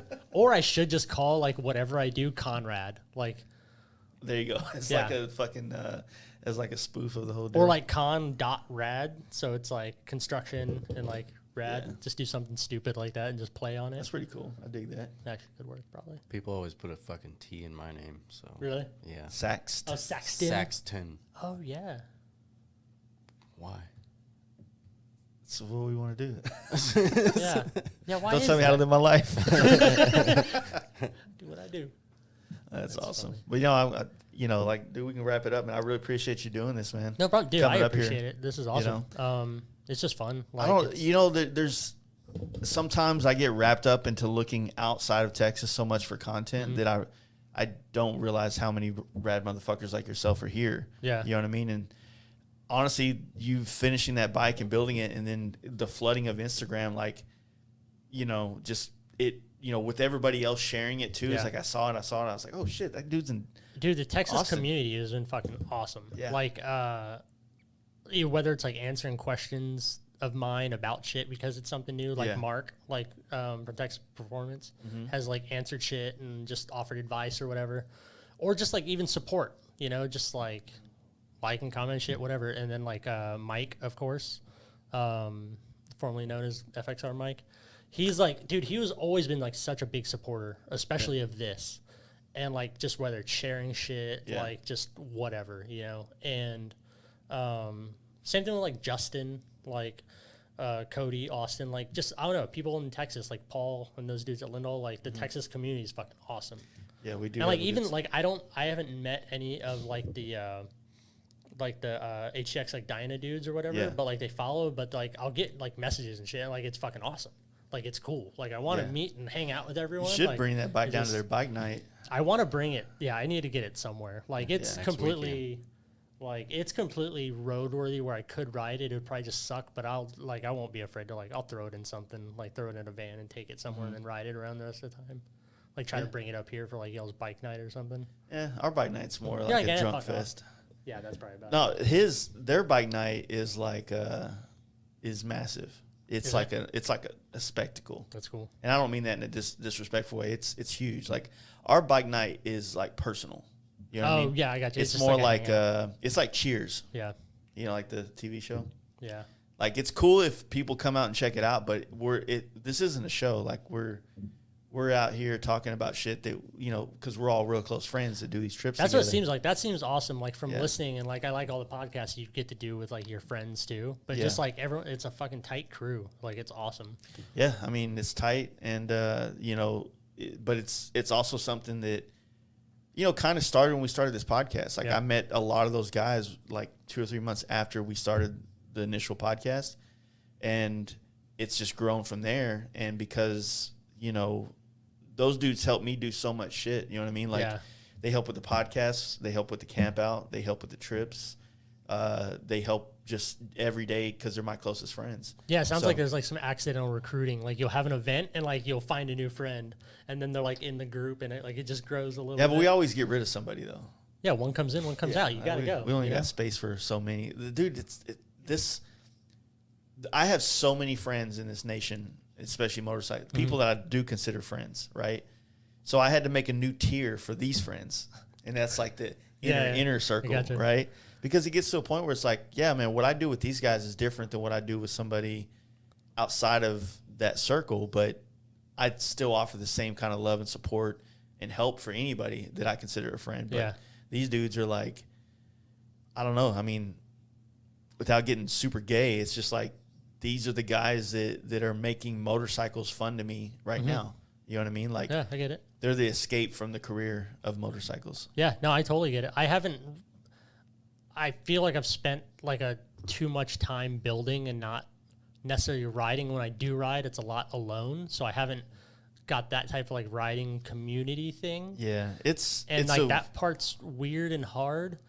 But I think a lot of people want what they see us have, and probably the HTX guys, Connor and some of his closer friends down there, like Cody and them. Well, they're just vlogging though. So vlogging. It's not the same. They're not real friends. But the thing is that like our friendships take as much work as your marriage takes. Yeah. So a lot of people, they don't put friendships on that tier of family, career, work, and they never have that type of close friendship unless it's somebody you grew up with or somebody conveniently lives across the street from you, right? Yeah. Like all of us live across town and we converge together to make things happen together, right? We have to. I've always said like,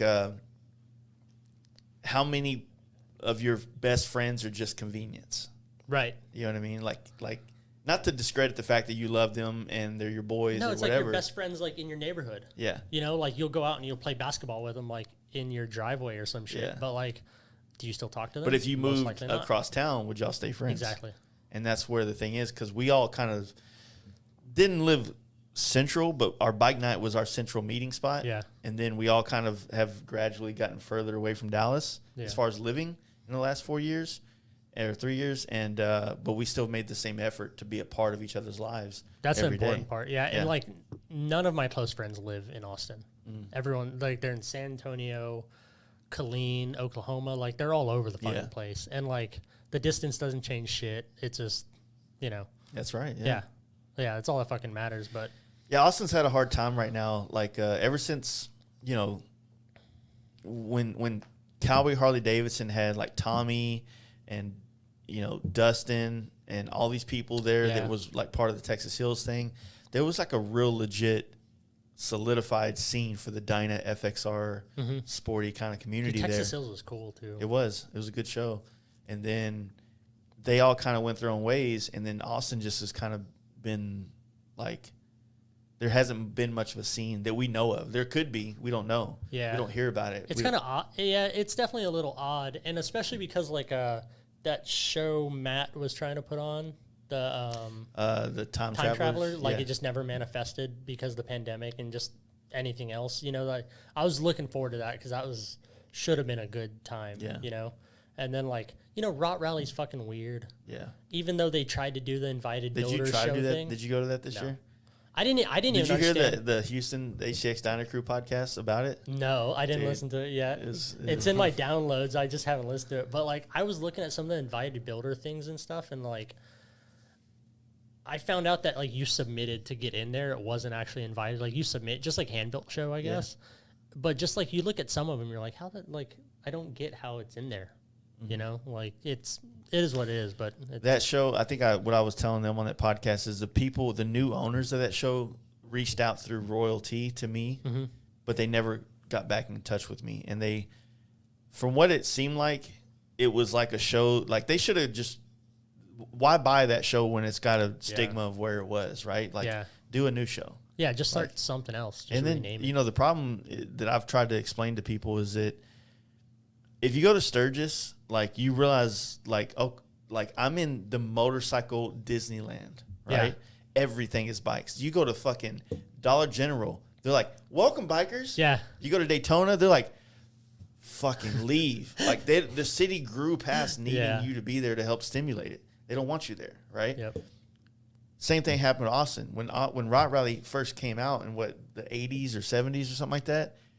Austin wasn't big. It was No, a hell fucking no. small. It was like Waco or some Yeah. shit, you know.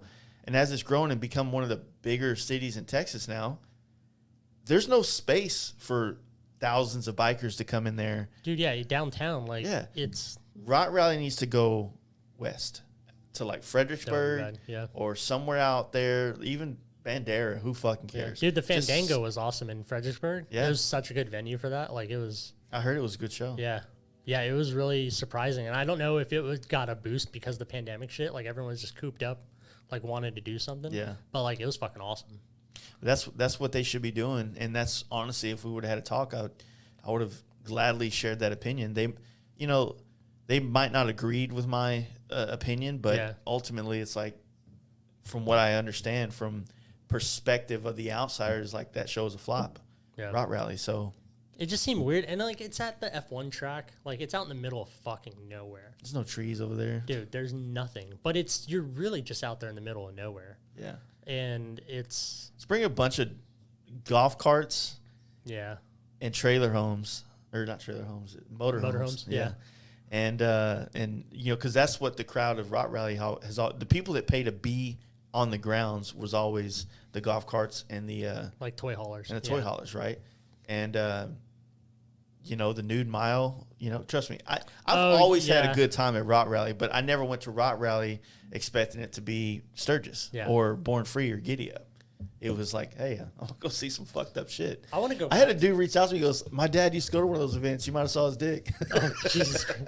I went to Sturgis with my dad in 2000, like when I graduated high school. Like he was like, we were just already going up to Wisconsin to like visit my mom and just family up there. And he was like, I'm gonna go to Sturgis afterwards. So I just followed him on his bike. Nice. But like, I just remember like, it was so fucking wild, even like how, like back then. And I want to go back as like a full adult where I can enjoy shit now. I love Sturgis. Sturgis is everything. It's like so many people get wrapped up into like everything has to be their scene. Yeah. And Sturgis is the motorcycle scene as a whole, man. Like it's not your chopper scene, your Dyna scene, your performance. It's bikes, just man. whatever. Yeah. It's fucking everything. Go there, support motorcycles. Yeah. You know what I mean? So I'm stoked. I'm ready for Sturgis this year. Fucking overworking. Shit's over. Fucking quit. I got to fly to Milwaukee on Monday to get my new bike. Oh shit! What are you getting? Same bike. Same bike. It's just 2020. You're getting it from House Harley or what? Yeah. Tommy, like I get random comments or from him, like messages about my bike. Mm-hmm. Yeah, it's pretty. Tommy's a good dude, man. He's that dealership. You know, from what I understand, up there, the Milwaukee area has been really just vintage Harleys and Hell Yeah Brother style Harleys, right? Yeah. And he's been really trying to kind of create this younger performance Harley scene out there, and it's starting to kind of kick in. But Milwaukee's not far from a lot of big cities, man. Like no, not at all. It's like an hour and a half or 2 hours from Madison, and then like same to Chicago. It's like an hour from Chicago, I believe. Is it? Yeah, it's that closer. Not that far. And then from there, I mean, shit, you got Indianapolis, you know. Is that what like Horsepower Inc.'s there? There's a lot of bad motherfuckers up there, man. Yeah, the Midwest seems to be killing it. Like isn't like Bare Knuckle Paul in St. Louis too? St. Louis, yeah. Yeah, there's a lot of people just like doing. Yeah, I'm gonna stay with Insta having Kyle in St. Louis on the way home, so I'm gonna pick up the bike. So I fly in 12:30. I got to shoot a bike for that Torque magazine thing up in Milwaukee, and then I'm hoping to be on the road by 3. Then I got like an early dinner with DA Performance, and then I got to make it to Kyle's because we're gonna do a podcast because he's got his new shop. He just got this fucking massive ass. He's bought a new house, and he started this new shop called Forever Rad, and I'm pretty jealous. He's the guy that did a lot of like mini truck stuff, right? Yeah, and like a painter or something mainly. Yeah, right? he worked at a paint. I don't know if he was really ever the painter. I remember listening to the podcast, but I was just trying to remember. Like, and the fucking trying to remember people's names through the Instagram names, just like keep track of everybody. Like, there's a lot of motherfuckers out there. Yeah. Especially because, like, I mean, I don't know them. I just listened to, like, your podcast and learned about them. But it's cool because you find these new people. Yeah. So it's equally a part of finding people to share their stories, but also fun to just have your, like, over time, like, now that we know each other, like, this becomes a little bit like less structured, right? Like, oh, we got to talk about this and this. Like, you no, just it's get like on talk shit or something. Yeah. You know, we just it becomes like that friend podcast. Why I've like really enjoyed doing those lately is because like if we all sit down and talk about bikes, and it might not be interesting for 3.5 hours, but we have fun for 3.5 hours, and that resonates, I think, with some people. You know what I mean? And some people might turn it off, and that's up to them to turn it off if they want to. Yeah, you know? fuck them. Like, that's their choice. When we did the Horsepower Inc. one the other week, I was like, fuck, man. Like, they're a huge sponsor of ours, great friends of mine, and we've been trying to get them to do this podcast for a long time just to get down here. And I think we were fucked up in like the first 30 minutes, all of us. Are you talking about thundermax? Yeah, thundermax. Oh, you said horsepower. Oh, yeah, you said horsepower. But yeah, thundermax. Yeah, thundermax. That's funny. Yeah, some of those are fun. And then we went to fucking Buffalo afterwards and drank for another couple hours. Saxon was like in the parking lot, like, I got to go home. It was like 1 o'clock in the morning. Like throwing in the tallies, like, I'm out. No, we went to the parking lot, started drinking beer. In the parking lot. Yeah. Close down fucking Buffalo and drink in the parking lot. Yeah. That's funny. I think, weren't y'all talking about going to Buffalo on the podcast yet? Probably. Yeah, I did listen to that. Yeah. And they're like, "Are we going? We're going. Let's Yeah, do it. Fuck go." this podcast. Yeah. We're out. Let's go. Yeah, it's all good. Well, hey, thank you for doing this, Dude, man. thank you, man. And they This can is follow awesome. you at Jacob underscore Conard. Conard. Conard. There you go. Yeah.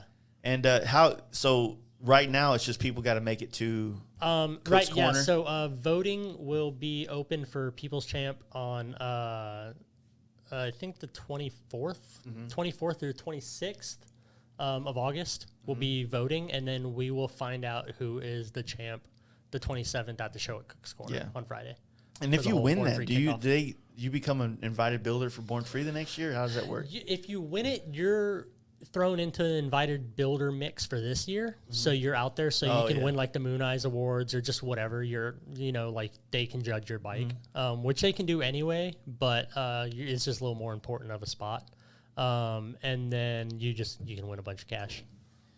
Well, cool. I appreciate it, man. Hell yeah, dude. Thanks, Thanks, man. dude. This has been fun. All right.